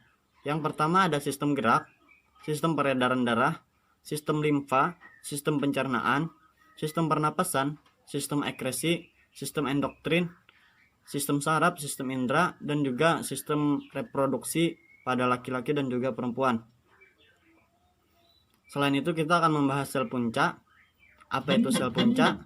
Nanti kita akan membahasnya. Dan juga kita akan membahas penyakit tumor dan juga kanker yang terdapat pada jaringan hewan dan juga manusia. Kita akan mengetahui lebih lanjut mengenai jaringan pada hewan. Yang pertama kita akan membahas jaringan epitel. Jaringan epitel adalah jaringan membran atau berupa kelenjar yang tersusun dari sel-sel yang melapisi permukaan luar atau membatasi permukaan dalam suatu rongga. Sementara itu, kelenjar epitel berkembang dari permukaan epitel dengan cara tumbuh ke dalam lapisan jaringan ikat di bawahnya. Struktur jaringan epitel terletak pada suatu lamina basalis yang memisahkan epitel dan jaringan ikat. Jaringan epitel ini memiliki ciri-ciri, yakni terdiri dari sel-sel yang bersisi, bersudut banyak atau poligonal, dan terkadang bentuknya tidak teratur. Sel-selnya tersusun rapat tanpa ada sedikit atau substansi intraseluler yang ada padanya. Yang ketiga adalah sel epitel memiliki daya regenerasi yang sangat tinggi untuk menggantikan sel-sel epitel yang telah rusak. Beberapa jenis jaringan epitel memiliki tonjolan yang disebut dengan mikrofili. Tidak mengandung pembuluh darah dan juga pembuluh limfa pada epitel ini, sehingga nutrisi diperoleh secara difusi dari cairan jaringan ikat di bawahnya. Adapun fungsi dari jaringan epitel yakni untuk melindungi jaringan di bawahnya dari dehidrasi atau pengaruh agen kimiawi maupun biologi, transport zat-zat antar jaringan atau rongga dipisahkan, absorpsi atau penyerapan air sari makanan misalkan pada epitel usus halus, sekresi untuk menghasilkan zat atau enzim dari epitel membran maupun kelenjar, ekresi yakni membuang sisa-sisa metabolisme air, CO2 dan garam-garam tertentu, eksteroreseptor atau penerima stimulus dari lingkungan, membantu respirasi misalkan pada hewan yang hidup di dalam air. Berdasarkan bentuk sel, jaringan epitel dapat dibedakan menjadi jaringan epitel pipih, jaringan epitel kubus, jaringan epitel silindris, dan juga jaringan epitel transisional. Kita akan membahas tentang jaringan epitel pipih terlebih dahulu. Jaringan epitel pipih berbentuk sangat tipis seperti lembaran, tingginya lebih rendah daripada lebarnya. Jika dilihat dari samping terlihat melebar di bagian inti selnya. Inti sel tampak seperti cakram. Berdasarkan susunannya dapat dibagi menjadi dua macam, yakni epitel pipih selapis dan juga epitel pipih berlapis banyak. Selanjutnya adalah epitel kubus atau kuboid. Epitel ini berbentuk kubus. Jika dilihat dari permukaan, sel-selnya tampak berbentuk seperti heksagonal atau poligonal. Namun jika dilihat dari samping tampak seperti kotak atau segi empat pendek dengan inti berbentuk bulat dan berada di tengah sel. Berdasarkan susunannya dibedakan menjadi dua, yakni epitel kubus berlapis dan juga epitel kubus berlapis banyak. Selanjutnya ada jaringan epitel silindris. Jaringan epitel silindris tersusun dari sel-sel yang berbentuk heksagonal memanjang atau berbentuk silindris. Sel-selnya tampak tinggi dengan inti berderet pada ketinggian yang sama dan terletak lebih dekat dengan permukaan basal daripada permukaan apikal. Jadi dia terletak, intinya itu berada di bagian dasarnya. Nah, berdasarkan susunannya ini juga dapat dibedakan menjadi dua jenis, yakni epitel selapis dan juga epitel berlapis banyak. Selanjutnya adalah epitel transisional. Epitel transisional ini merupakan epitel yang disebut transisional karena dianggap sebagai peralihan antara epitel pipih berlapis banyak tanpa lapisan zat tanduk dengan epitel silindris berlapis banyak. Epitel transisional terdapat pada bagian-bagian yang mengalami tekanan dari dalam dengan kapasitas yang bervariasi. Oleh karena itu, bentuknya bergantung pada derajat peregangan. Pada lapisan basal terdiri atas sel-sel kubus hingga silindris. Lapisan tengah terdiri atas sel-sel kubus polihedral dan lapisan permukaan dalam superficial. Selain itu juga ada yang namanya jaringan epitel kelenjar. Jaringan ini ialah tersusun dari kelompok sel-sel epitel khusus untuk sekresi zat yang diperlukan dalam proses fisiologi tubuh. Proses sintesis zat sekret memerlukan kerjasama berbagai organel. Jadi dia menghasilkan kelenjar yang berguna bagi tubuh. Kelenjar ini dapat berupa kelenjar eksoktrin, yakni kelenjar yang menyalurkan sekretnya ke suatu permukaan tubuh, atau sekresi eksternal. Hasil-hasil sekresi epitel ini disalurkan melalui sistem saluran menuju ke permukaan tubuh. Saluran keluar berbentuk lurus, bergelendung atau bercabang. Bagian sekresi pada ujung saluran ada yang berbentuk tubular, bulu berongga, alveolar, mirip labu siam atau kombinasi tubular alveolar. Sekret berupa cairan jernih seperti air yang mengandung enzim atau musin. Contohnya adalah kelenjar lambung, kelenjar pankreas, kelenjar ludah, dan juga kelenjar keringat. Dan juga selanjutnya macam-macam kelenjarnya tuh ada juga kelenjar endokrin, yakni mengeluarkan sekretnya langsung ke dalam sistem vaskuler darah atau limfa. Ini juga disebut dengan sekresi internal. Jadi dia jadi kelenjar eksokrin ini tadi mengeluarkan cairan melalui sel-selnya ke arah luar, sedangkan endokrin ini ke arah dalam. Kelenjar ini juga disebut kelenjar buntu karena tidak memiliki saluran. Sekret yang dikeluarkannya berupa hormon. Nah, jadi kelenjar endokrin ini tidak memiliki saluran dan yang dikeluarkannya itu adalah hormon. Sedangkan eksokrin ini adalah cairan yang seperti air jernih dan mengandung enzim-enzim dan juga musin. Sedangkan kelenjar endokrin berupa hormon. Sel-sel epitel yang mengeluarkan hormon terdapat di antara pembuluh-pembuluh darah halus. Epitel kelenjar endokrin dibedakan menjadi dua tipe, yakni tipe deret kelompok dan tipe folikel. Contohnya adalah kelenjar hipofisis, kelenjar tiroid, kelenjar paratiroid, kelenjar timus, dan juga kelenjar adrenal. Setelah kita membahas jaringan epitel, maka selanjutnya kita akan membahas tentang jaringan ikat atau jaringan penyambung. Jaringan ikat atau jaringan penyambung ini pada awal berkembangnya embrio, lapisan mesoderm membentuk jaringan mesenkim. Mesos artinya di tengah dan esenkim artinya penyusupan. Selanjutnya mesenkim berkembang menjadi jaringan ikat atau jaringan penyambung. Jaringan ikat ini memiliki fungsi adalah untuk mengikat dan menyambung antar jaringan. Contohnya jaringan ikat tendon yang menghubungkan jaringan tulang dengan jaringan otot. Yang kedua adalah penyokong dan pembentuk struktur tubuh. Contohnya jaringan ikat tulang. Yang ketiga adalah penyimpan energi, misalkan jaringan ikat lemak. Yang keempat adalah pertahanan tubuh terhadap invasi bibit penyakit, misalkan jaringan ikat darah yang mengandung antibodi dan sel-sel darah putih. Yang kelima adalah pelindung suatu organ, yakni jaringan ikat yang berbentuk selaput yang membungkus organ-organ tubuh. Yang keenam adalah sebagai transfer aktif cairan tubuh yang dilakukan oleh jaringan ikat darah dan juga limfa. Jaringan ikat tersusun dari bahan inti sel atau matriks dan sel-sel penyusun jaringan ikat. Jaringan ikat berbeda dengan jaringan epitel karena jaringan ikat banyak mengandung matriks. Kita akan membahas tentang matriks jaringan ikat. Matriks terdiri atas substansi intersel amorf atau tidak berbentuk dan substansi intersel fibrosa atau serat.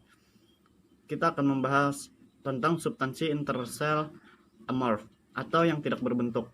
Ini merupakan media cair homogen yang berbentuk sol, gel atau gel kaku. Cairan berbentuk sol dan gel memudahkan terjadinya difusi nutrisi dan zat-zat buangan antara kapiler dengan sel. Sedangkan cairan yang berbentuk gel kaku membantu menyokong jaringan. Komponen utamanya adalah glycosaminoglycans atau asam mukopolisakarida atau polisakarida yang mengandung gula amino, dan glikoprotein, yakni protein dengan satu atau lebih rantai heterosakarida. Selanjutnya substansi internal. Selanjutnya substansi intersel fibrosa atau serat ini adalah berfungsi sebagai penyokong. Serat dapat dibedakan menjadi tiga, yakni serat kolagen, serat retikular, dan juga serat elastis, dan juga serat elastin. Serat kolagen merupakan serat yang tersusun dari protein kolagen berwarna putih bening dengan garis samar-samar yang memanjang, berbentuk lurus atau sedikit bergelombang, dan berdiameter 1-12 mikrometer. Jika kolagen dimasukkan ke dalam air panas, maka ia akan menjadi lunak dan membentuk gelatin. Serat kolagen bersifat liat, ulet, lunak, dan mudah dibengkokkan dan relatif tidak elastis. Serat kolagen terdapat pada tendon, ligamen, tulang, dan juga kulit. Yang kedua ada serat retikular. Serat ini merupakan serat kolagen yang sangat halus, berukuran kurang dari 1 nanometer dan berbentuk jala. Serat retikular bersifat sama seperti serat kolagen dengan kelenturan yang rendah. Serat ini berfungsi sebagai penyokong yang mengitari pembuluh darah kecil, serat otot, serat saraf, sel lemak di dalam sekat-sekat halus dari paru-paru di antara jaringan ikat dengan jaringan yang lainnya, di bawah membran epitel, serta di dalam jaringan limfoid dan juga mieloid. Yang ketiga ada serat elastik. Serat elastik ini berwarna kekuning-kuningan. berbentuk pipih atau berbentuk pipih atau benang silindris, panjang dan juga tipis, berdiameter kurang dari 1 sampai 4 nanometer, tetapi pada beberapa ligamen elastis berdiameter antara 10 sampai 12 nanometer. Seratnya bersifat sangat lentur atau elastis, mudah direntangkan dan juga dapat kembali ke bentuk semula jika ditegangan dihilangkan, serta tidak terpengaruh oleh air panas maupun dingin. Dia tersusun dari protein elastin albuminoid serta elastik yang terletak di bagian tengah dan dikelilingi mikrofibril atau fibrilin. Serat elastik terdapat di sekitar pembuluh darah antara tulang belakang dan juga selaput tulang rawan laring. Yang kedua, kita akan membahas tentang sel-sel penyusun jaringan ikat. Yang pertama ada fibroblast, yang kedua ada makrofag, yang ketiga ada sel lemak, yang keempat ada sel tiang, yang kelima ada sel plasma, yang keenam ada sel pigmen, yang ketujuh ada leukosit, yang kedelapan ada sel mesenchyme. Fibroblast dan juga makrofag itu merupakan dua jenis sel yang terdapat paling banyak di jaringan ikat longgar areolar. Fibroblast ini memiliki ciri-ciri yakni berbentuk sel besar, pipih, bercabang-cabang. Jika dilihat dari samping, berbentuk gelendong. Inti selnya terbentuk lonjong memanjang dan memiliki 1 atau 2 anak inti, serta sedikit granula kromatin yang halus. Fibroblast dapat disebut sebagai sel tetap pada jaringan ikat karena mampu tumbuh dan beregenerasi seumur hidup. Yang kedua ada makrofag. Di dalam jaringan ikat longgar, jumlahnya hampir sama dengan fibroblast dan juga terdapat di dekat pembuluh darah. Makrofag ini memiliki ciri-ciri tidak beraturan, bercabang-cabang, pendek dan lentur atau kecil dan panjang. Membran plasmanya terlipat-lipat.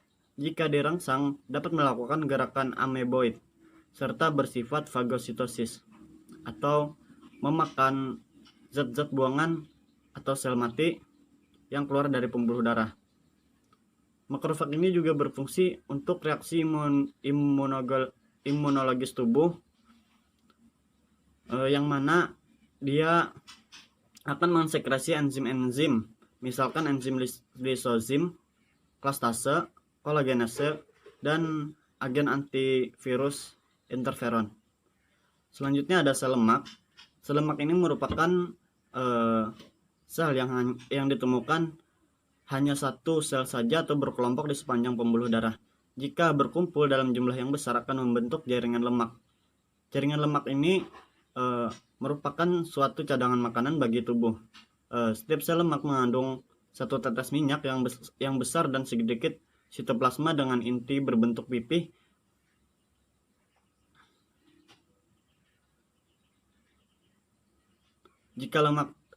Jika pada saat sel lemak ini dipakai, maka dia akan mengerut. Selanjutnya ada sel tiang atau mast cell. Sel ini tersebar luas di dalam jaringan ikat atau membentuk kelompok kecil di dekat pembuluh.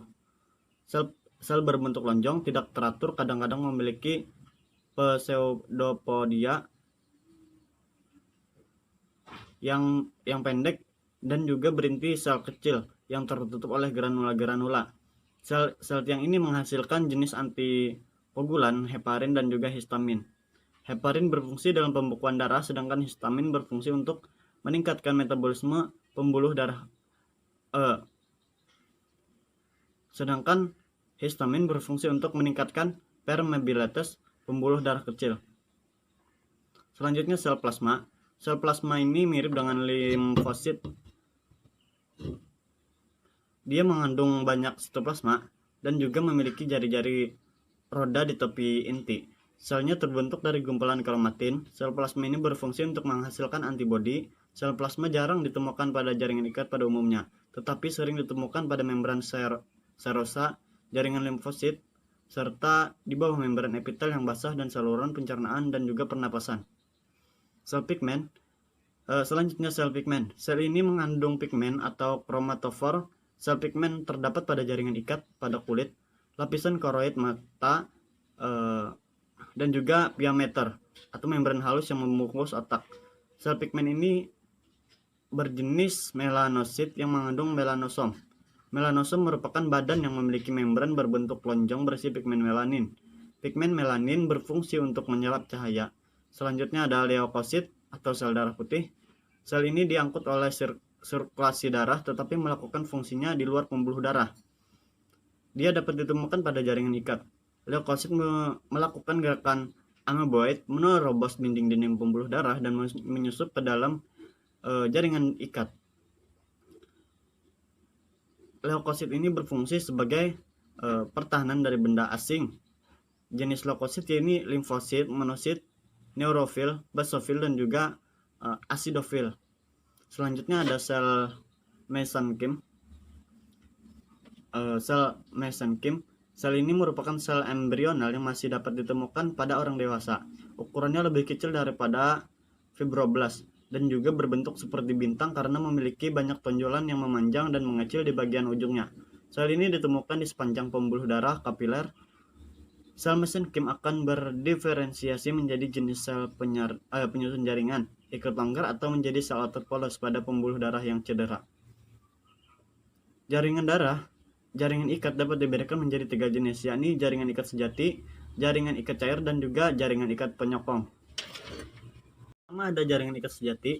Jaringan ikat sejati dibedakan menjadi 2 jenis, yakni jaringan ikat longgar dan juga jaringan ikat padat. Yang pertama ada jaringan ikat longgar. Ini termasuk jaringan mukosa dan juga jaringan areolar serta jaringan lemak atau adiposa dan juga sel plasma, sel pigmen, leukosit, dan juga sel mesenchyme. Jaringan ikat longgar ini kita akan membahas jaringan mukosa terlebih dahulu. Untuk jaringan ikat longgar, jaringan mukosa yakni jaringan yang merupakan jaringan embrional yang muncul untuk sementara pada pembentukan jaringan ikat, serta tersusun dari sel-sel fibroblast yang besar, makrofag, limfosit, kolagen halus, dan substansi dasar yang lunak mirip gel berlendir. Jaringan mukosa terdapat pada tali pusar bayi. Jadi dia lunak dan juga berlendir. Yang kedua ada jaringan aoral. Jaringan aoral bersifat fleksibel dengan substansi dasar yang relatif cair. Jaringan ini mengandung banyak sel fibroblast, makrofag, serta kolagen, dan sedikit serat elastin yang membentuk jaring-jaring. Jaringan ini terdapat di antara kulit dan juga otot, serta berfungsi sebagai materi pengikat atau pembungkus jaringan lain dan juga organ-organ termasuk pembuluh darah dan saraf. Biasanya dokter menginjeksikan jarum suntik ke pasien pada jaringan areolar ini. Selanjutnya ada jaringan lemak atau jaringan adiposa. Jaringan lemak tersusun dari sel-sel lemak yang dibungkus oleh anyaman serat retikulin yang halus dan celah-celah yang berisi fibroblast, limfosit, eosinofil, dan sejumlah sel tiang. Sel lemak ini dapat mensintesis lemak dari karbohidrat dan juga asam lemak di bawah pengaruh hormon insulin. Jaringan lemak berfungsi sebagai bantalan yang melindungi organ-organ. Berfungsi sebagai bantalan yang melindungi organ-organ ini artinya adalah dia melapisi organ tersebut untuk melindunginya sehingga tidak terjadi cedera bagian dalam tersebut. Cadangan makanan dan juga isolator penjaga suhu tubuh. Jaringan ini terdapat di bawah kulit, di sekitar persendian, sumsum tulang, ometum atau selaput pada lambung, mesenterium atau selaput pada perut, di sekitar ginjal, dan juga di belakang bola mata. Pada umumnya lemak manusia berwarna kekuning-kuningan atau juga berwarna putih. Lemak ini ada juga yang berwarna coklat. Lemak khusus yang berwarna coklat berperan untuk menghasilkan panas. Terdapat pada mamalia yang melakukan hibernasi, fetus, dan juga anak-anak. Yang keempat ada jaringan retikuler. Jaringan retikuler ini tersusun dari jaringan serat retikuler dan juga serat-serat dengan sitoplasma yang bercabang-cabang panjang. Sebagian sel bersifat fagositosis dan merupakan bagian dari sistem retikuloendotel. Jaringan ini terdapat pada nodus limfa, sumsum tulang belakang, dan juga hati. Selanjutnya kita akan membahas jaringan ikat padat. Jaringan ikat padat tersusun dari serat-serat yang berhimpun padat dengan sedikit sel dan substansi dasar. Serat kolagen merupakan bahan yang dominan sehingga jaringan ikat padat sering disebut jaringan kolagen. Jaringan ini bersifat tidak elastis. Jaringan ini dapat dibedakan menjadi dua jenis, yakni jaringan ikat padat teratur dan juga jaringan ikat padat yang tidak teratur. Jaringan ikat padat teratur merupakan jaringan ikat yang tersusun dari serat-serat kolagen yang berhimpit secara paralel dan sangat kuat. Di antara serat-serat tersebut terdapat sel fibroblast. Contoh jaringan ikat padat adalah tendon, ligamen, dan juga aponeurosis. Selanjutnya ada jaringan ikat padat tidak teratur, berbentuk seperti lembaran-lembaran dengan serat membentuk anyaman kasar yang kuat. Jaringan ini mengandung banyak serat kolagen kasar serta sedikit serat elastin dan retikular. Jaringan ikat padat tidak teratur terdapat pada sebagian besar fasia atau selaput pembuangan atau penyekat, dermis kulit, periosentrum atau lapisan luar tulang, periokardium atau lapisan luar tulang rawan, serta kapsul pembungkus beberapa organ termasuk hati dan juga testis. Selanjutnya kita akan membahas jaringan ikat cair. Jaringan ikat cair merupakan jaringan yang tersusun dari sel-sel yang berada di dalam suatu matriks berupa larutan atau berbentuk cairan. Larutan tersebut mengandung protein-protein. Jaringan ikat cair di dalam tubuh meliputi darah dan juga limfa atau getah bening. Kita akan membahas tentang jaringan darah terlebih dahulu. Jaringan darah terdiri atas plasma darah, trombosit atau keping-keping darah, dan juga sel darah. Plasma darah berupa cairan yang mengandung berbagai macam protein, asam amino, peptida, enzim, hormon, vitamin, dan juga mineral. Trombosit berbentuk lempengan, tidak bernukleus, dan berfungsi dalam pembukaan darah agar darah tidak keluar jika terjadi luka pada pembuluh darah. Trombosit juga berfungsi sebagai untuk mengeringkan darah tersebut pada area luar tubuh. Sel-sel darah meliputi eritrosit atau sel darah merah dan leukosit, sel darah putih. Eritrosit ini berbentuk bulat dengan lekukan pada bagian sentral atau binokarp, tidak bernukleus, dan memiliki plasma yang mengandung hemoglobin untuk mengikat oksidan dan juga karbon dioksida. Selanjutnya adalah leukosit berbentuk bervariasi karena bergerak ameboid, bernukleus, dan berfungsi untuk pertahanan tubuh dari infeksi. Jadi leukosit atau sel darah putih ini berfungsi sebagai pelindung tubuh, pelindung dari serangan penyakit yang datang masuk ke dalam aliran darah dan juga ke dalam tubuh. Selanjutnya ada jaringan limfa atau jaringan getah bening. Limfa merupakan cairan yang dikumpulkan dari jaringan-jaringan dan kembali ke darah. Antibodi immunoglobulin dan juga sel-sel yang sebagian besar merupakan limfosit akan ditambahkan pada saat limfa melalui nodus limfa. Nodus limfa terdapat di dalam tonsil, limfatimus, dan juga sepanjang saluran pencernaan. Limfa yang mengalir dari dinding-dinding usus halus berwarna seperti susu karena mengandung lemak. Limfa ini dapat membeku, tetapi prosesnya lebih lambat daripada pembekuan darah. Hasil pembukaan limfa lebih lunak daripada pembekuan darah. Yang ketiga ada jaringan penyokong. Jaringan ikat penyokong merupakan jaringan kerangka yang berfungsi sebagai penyokong tubuh. Jaringan ikat penyokong ini meliputi tulang rawan atau kartilago, tulang keras atau osteon. Tulang rawan dan tulang keras tersusun dari sel serat dan juga substansi dasar, serta serat dan substansi dasar tersebut membentuk matriks. Jaringan tulang rawan atau kartilago. Tulang rawan tersusun dari sel-sel tulang rawan atau kondrosit dan juga matriks yang mengandung kondroitin sulfat. Kondrosit ini berbentuk bulat atau lonjong, memiliki inti dan beberapa anak inti. Kondrosit berada di dalam rongga kecil yang disebut lakuna. Sel tulang rawan yang masih muda disebut kondroblast. Kecuali pada permukaan bersendian, tulang rawan dibungkus oleh lapisan perikondrium. Jaringan tulang rawan tidak memiliki saraf dan juga bersifat avaskuler, tidak memiliki pembuluh darah dan juga pembuluh limfa.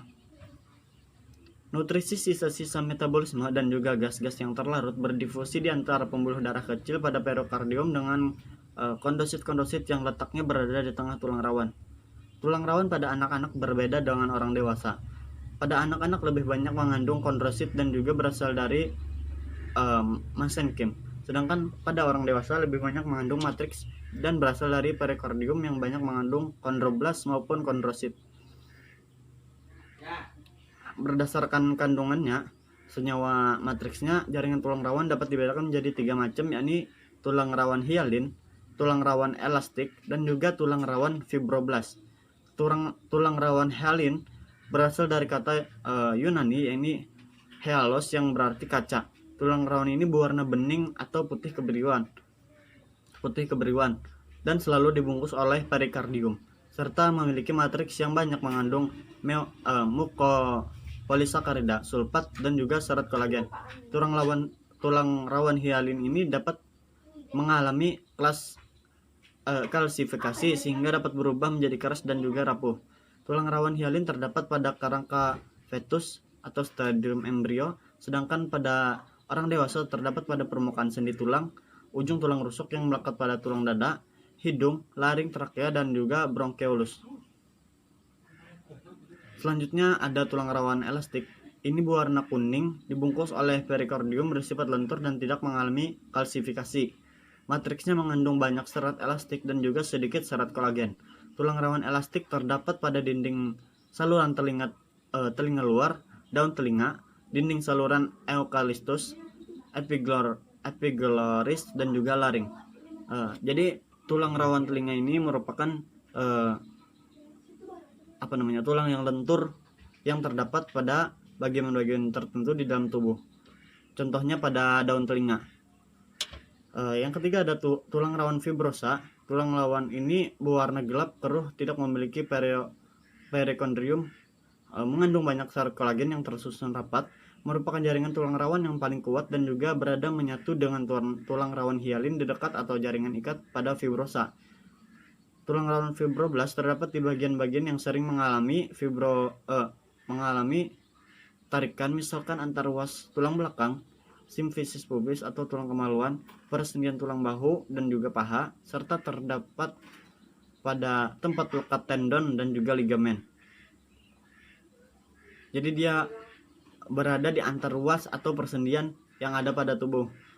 Selanjutnya ada tulang keras atau osteon. Jaringan tulang keras atau tulang sejati merupakan penyusun kerangka tubuh yang tersusun dari komponen non-selular berupa matriks dan juga komponen selular. Matriks tulang sangat padat dan juga kaku, mengandung substansi semen, glycosaminoglycans atau protein.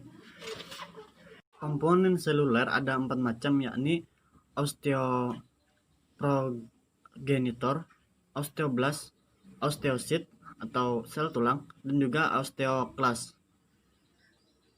Berdasarkan strukturnya, tulang keras dibedakan menjadi 2 macam, yakni tulang spongiosa atau spons dan juga tulang kompak. Tulang spongiosa atau spons ini merupakan tulang yang memiliki rongga-rongga yang tersusun dari trabecula atau lamena-lamena dengan lakuna yang mengandung osteosit dan lempeng-lempeng yang saling berhubungan. Tulang spongiosa terletak pada bagian dalam tulang dan juga langsung berhubungan dengan sumsum tulang. Selanjutnya adalah tulang kompak. Tulang kompak tidak memiliki rongga, terletak di bagian luar tulang spons.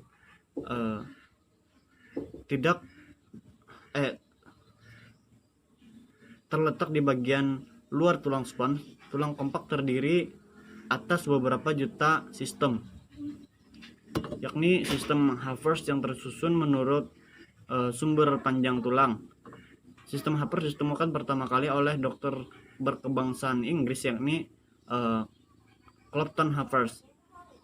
Sistem Havers terdiri atas lamina matriks tulang, lakuna, canaliculi, dan juga saluran Havers. Setiap saluran Havers dikelilingi 5-26 lamela secara konsentris. Selanjutnya kita akan membahas tentang jaringan otot. Jaringan otot merupakan struktur jaringan yang mempunyai kemampuan berkontraksi untuk melakukan gerakan. Jaringan otot ini harus melakukan gerakan mekanis, maka diperlukan banyak pembuluh kapiler darah untuk memberikan nutrisi dan juga oksigen, serta mengangkut zat sisa Jaringan organ tersusun Jaringan otot tersusun dari sel-sel atau serat-serat otot yang tergabung dalam berkas-berkas. Sel otot memiliki membran plasma yang disebut sarkolema yang berisi sitoplasma yang disebut sarkoplasma. Serat otot disebut miofibril. Miofibril ini terdiri atas satuan-satuan lebih kecil yang disebut miofilamen.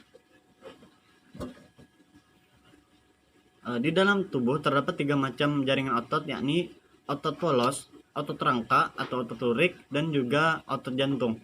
Otot polos merupakan otot yang berbentuk gelendong dengan kedua ujungnya meruncing dan pada bagian tengah lebih lebar. Selnya berukuran panjang 30-20 nanometer dan berdiameter 5-10 nanometer.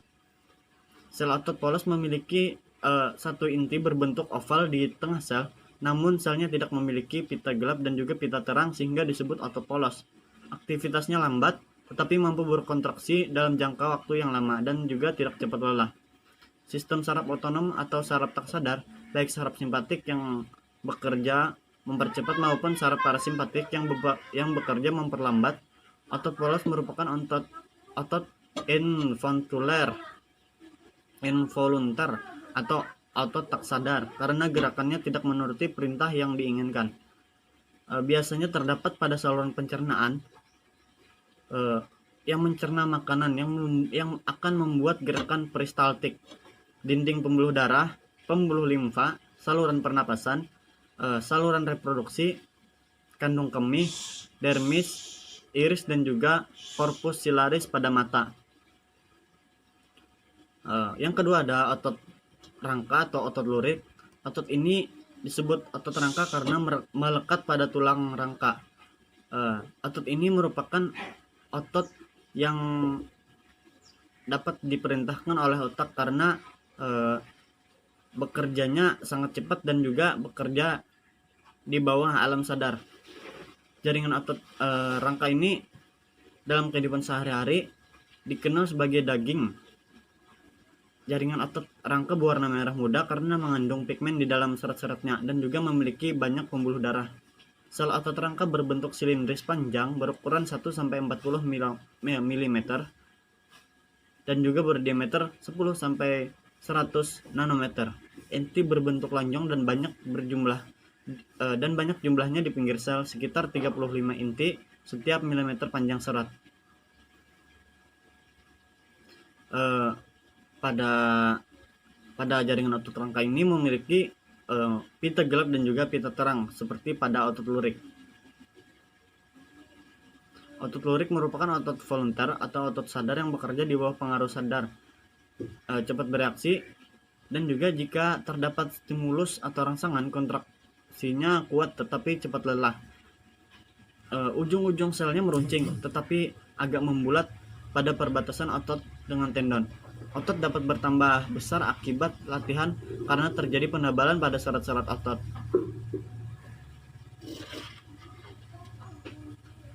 Otot jantung. Otot jantung merupakan otot yang hanya terdapat di jantung sehingga dapat disebut otot jantung. Sel ototnya atau kardiosit berbentuk silindris dengan ujung bercabang 2 atau lebih. Percabangan di ujung sel jantung disebut sinsitium. Antara kardiosit satu dengan kardiosit yang lainnya saling berhubungan di satu tempat. Miofibril menunjukkan pita gelap dan juga pita terang sehingga berlurik-lurik. Otot jantung berukuran panjang sekitar 50-100 nanometer, berdiameter 10-20 nanometer dan banyak mengandung mitokondria. Setiap seratnya mengandung satu inti berbentuk lonjong panjang di tengah serat.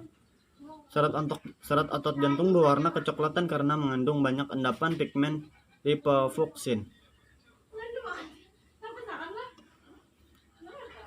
Otot jantung ini berkontraksi cukup kuat karena ritmis dan juga otomatis sekitar 72 kali per menit. Otot jantung merupakan otot yang tidak sadar atau tidak dapat atau yang dikendalikan oleh saraf otonom, baik saraf simpatik yang mempercepat denyut jantung maupun saraf parasimpatik yang memperlambat denyut jantung. Pada permukaan dalam jantung terdapat sel khusus berukuran lebih besar dan juga lebih tebal, disebut serat Purkinje. substrat Purkinje berperan dalam sistem pengantar rangsangan. Selanjutnya adalah jaringan saraf. Jaringan saraf itu tersebar secara luas di dalam tubuh.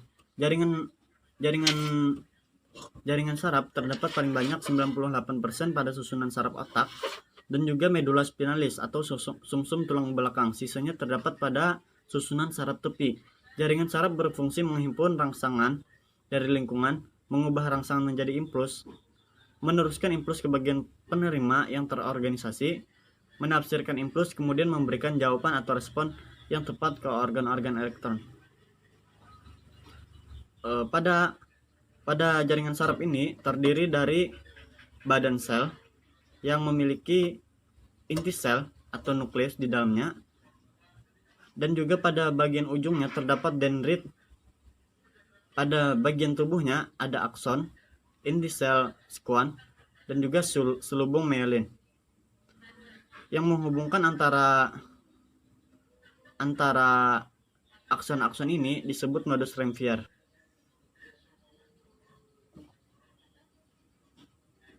Jaringan saraf tersusun dari sel saraf atau neuron dan juga sel penyokong atau neuroglia. Neuron berbentuk serabut panjang. Neuroglia adalah sel yang berukuran kecil dan menghasilkan myelin, berfungsi sebagai penyokong neuron-neuron dan juga menyatukan jaringan pada susunan saraf pusat. Sepanjang hidup, sel saraf otonom tidak dapat melakukan pembelahan regenerasi, tetapi dapat pulih kembali sesudah mengalami cedera pada tingkat tertentu. Sementara itu, neuroglia dapat berproliferasi atau memperbanyak diri. Selanjutnya adalah organ pada hewan. Organ adalah sekumpulan beberapa jaringan yang melakukan fungsi tertentu. Berdasarkan letaknya pada organ tubuh, organ dibedakan menjadi dua kelompok, yakni organ luar dan juga organ dalam. Organ luar terdiri dari mata, telinga, mulut, hidung, dan juga kulit. Sedangkan organ dalam yakni paru-paru, jantung, lambung, usus, dan juga ginjal. Lambung merupakan contoh organ yang tersusun dari beberapa jaringan, yakni jaringan epitel, jaringan otot polos, jaringan darah, jaringan saraf, dan juga jaringan ikat, serta jaringan limfa. Selanjutnya kita akan membahas sistem organ pada manusia.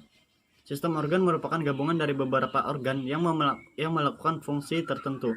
Sistem organ pada tubuh manusia, yakni sistem gerak, sistem sirkulasi atau sistem peredaran darah, dan juga sistem limpa, sistem pencernaan, sistem pernapasan, sistem ekskresi, sistem koordinasi atau sistem hormon, sistem saraf dan juga sistem indera, dan juga sistem reproduksi.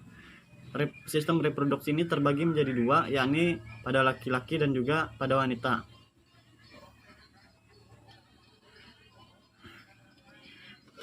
Selanjutnya adalah sel punca. Sel punca atau stem cell merupakan berasal dari kata punca yang berarti awal mula. Sel punca merupakan sel yang memiliki awal mula dari pertumbuhan sel lain yang menyusun keseluruhan tubuh organisme. Sel punca ini sudah ada sejak awal kehidupan pada saat embrio. Kemudian akan membentuk sekitar 200 jenis sel yang berbeda pada tubuh.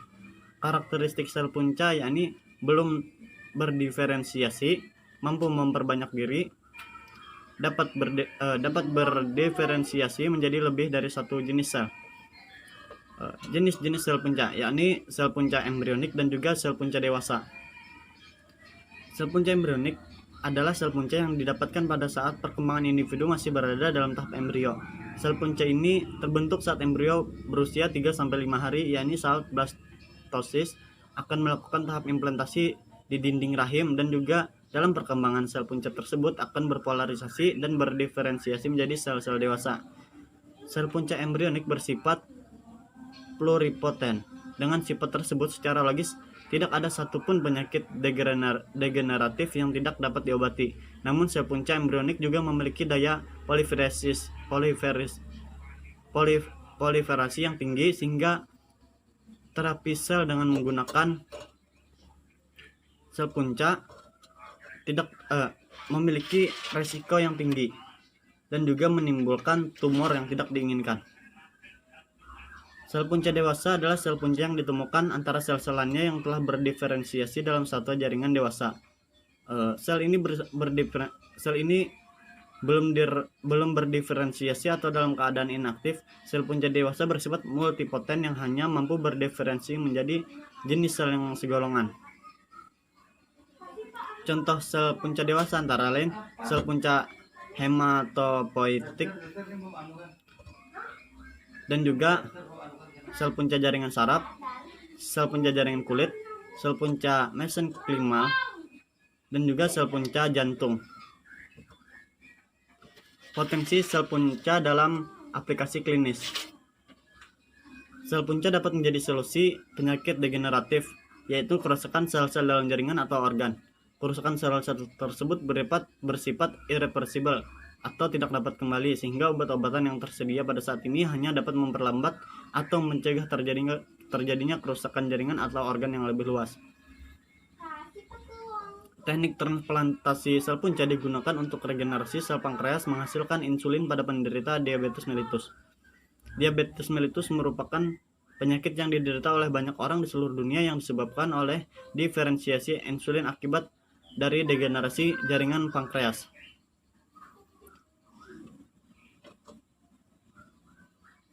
Selanjutnya ada tumor dan juga kanker.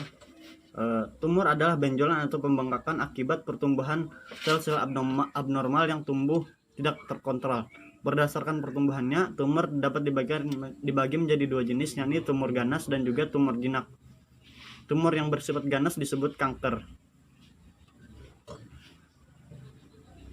Faktor penyebab tumor yakni faktor keturunan, faktor lingkungan, faktor makanan, dan juga virus. Faktor keturunan jenis karakter yang cenderung diturunkan dalam keluarga antara lain kanker payudara, kanker indung telur, kanker kulit, dan juga kanker usus besar.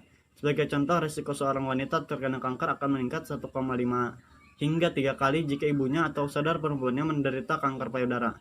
Faktor lingkungan ini selanjutnya adalah faktor lingkungan yang berpengaruh cukup besar bagi penyebab timbulnya kanker.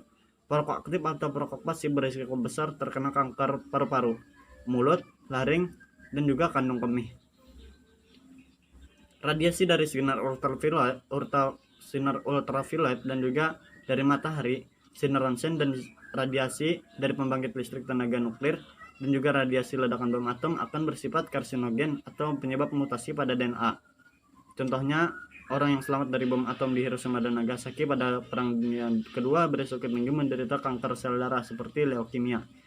Faktor makanan ini selanjutnya adalah faktor makanan yang mengandung bahan kimia.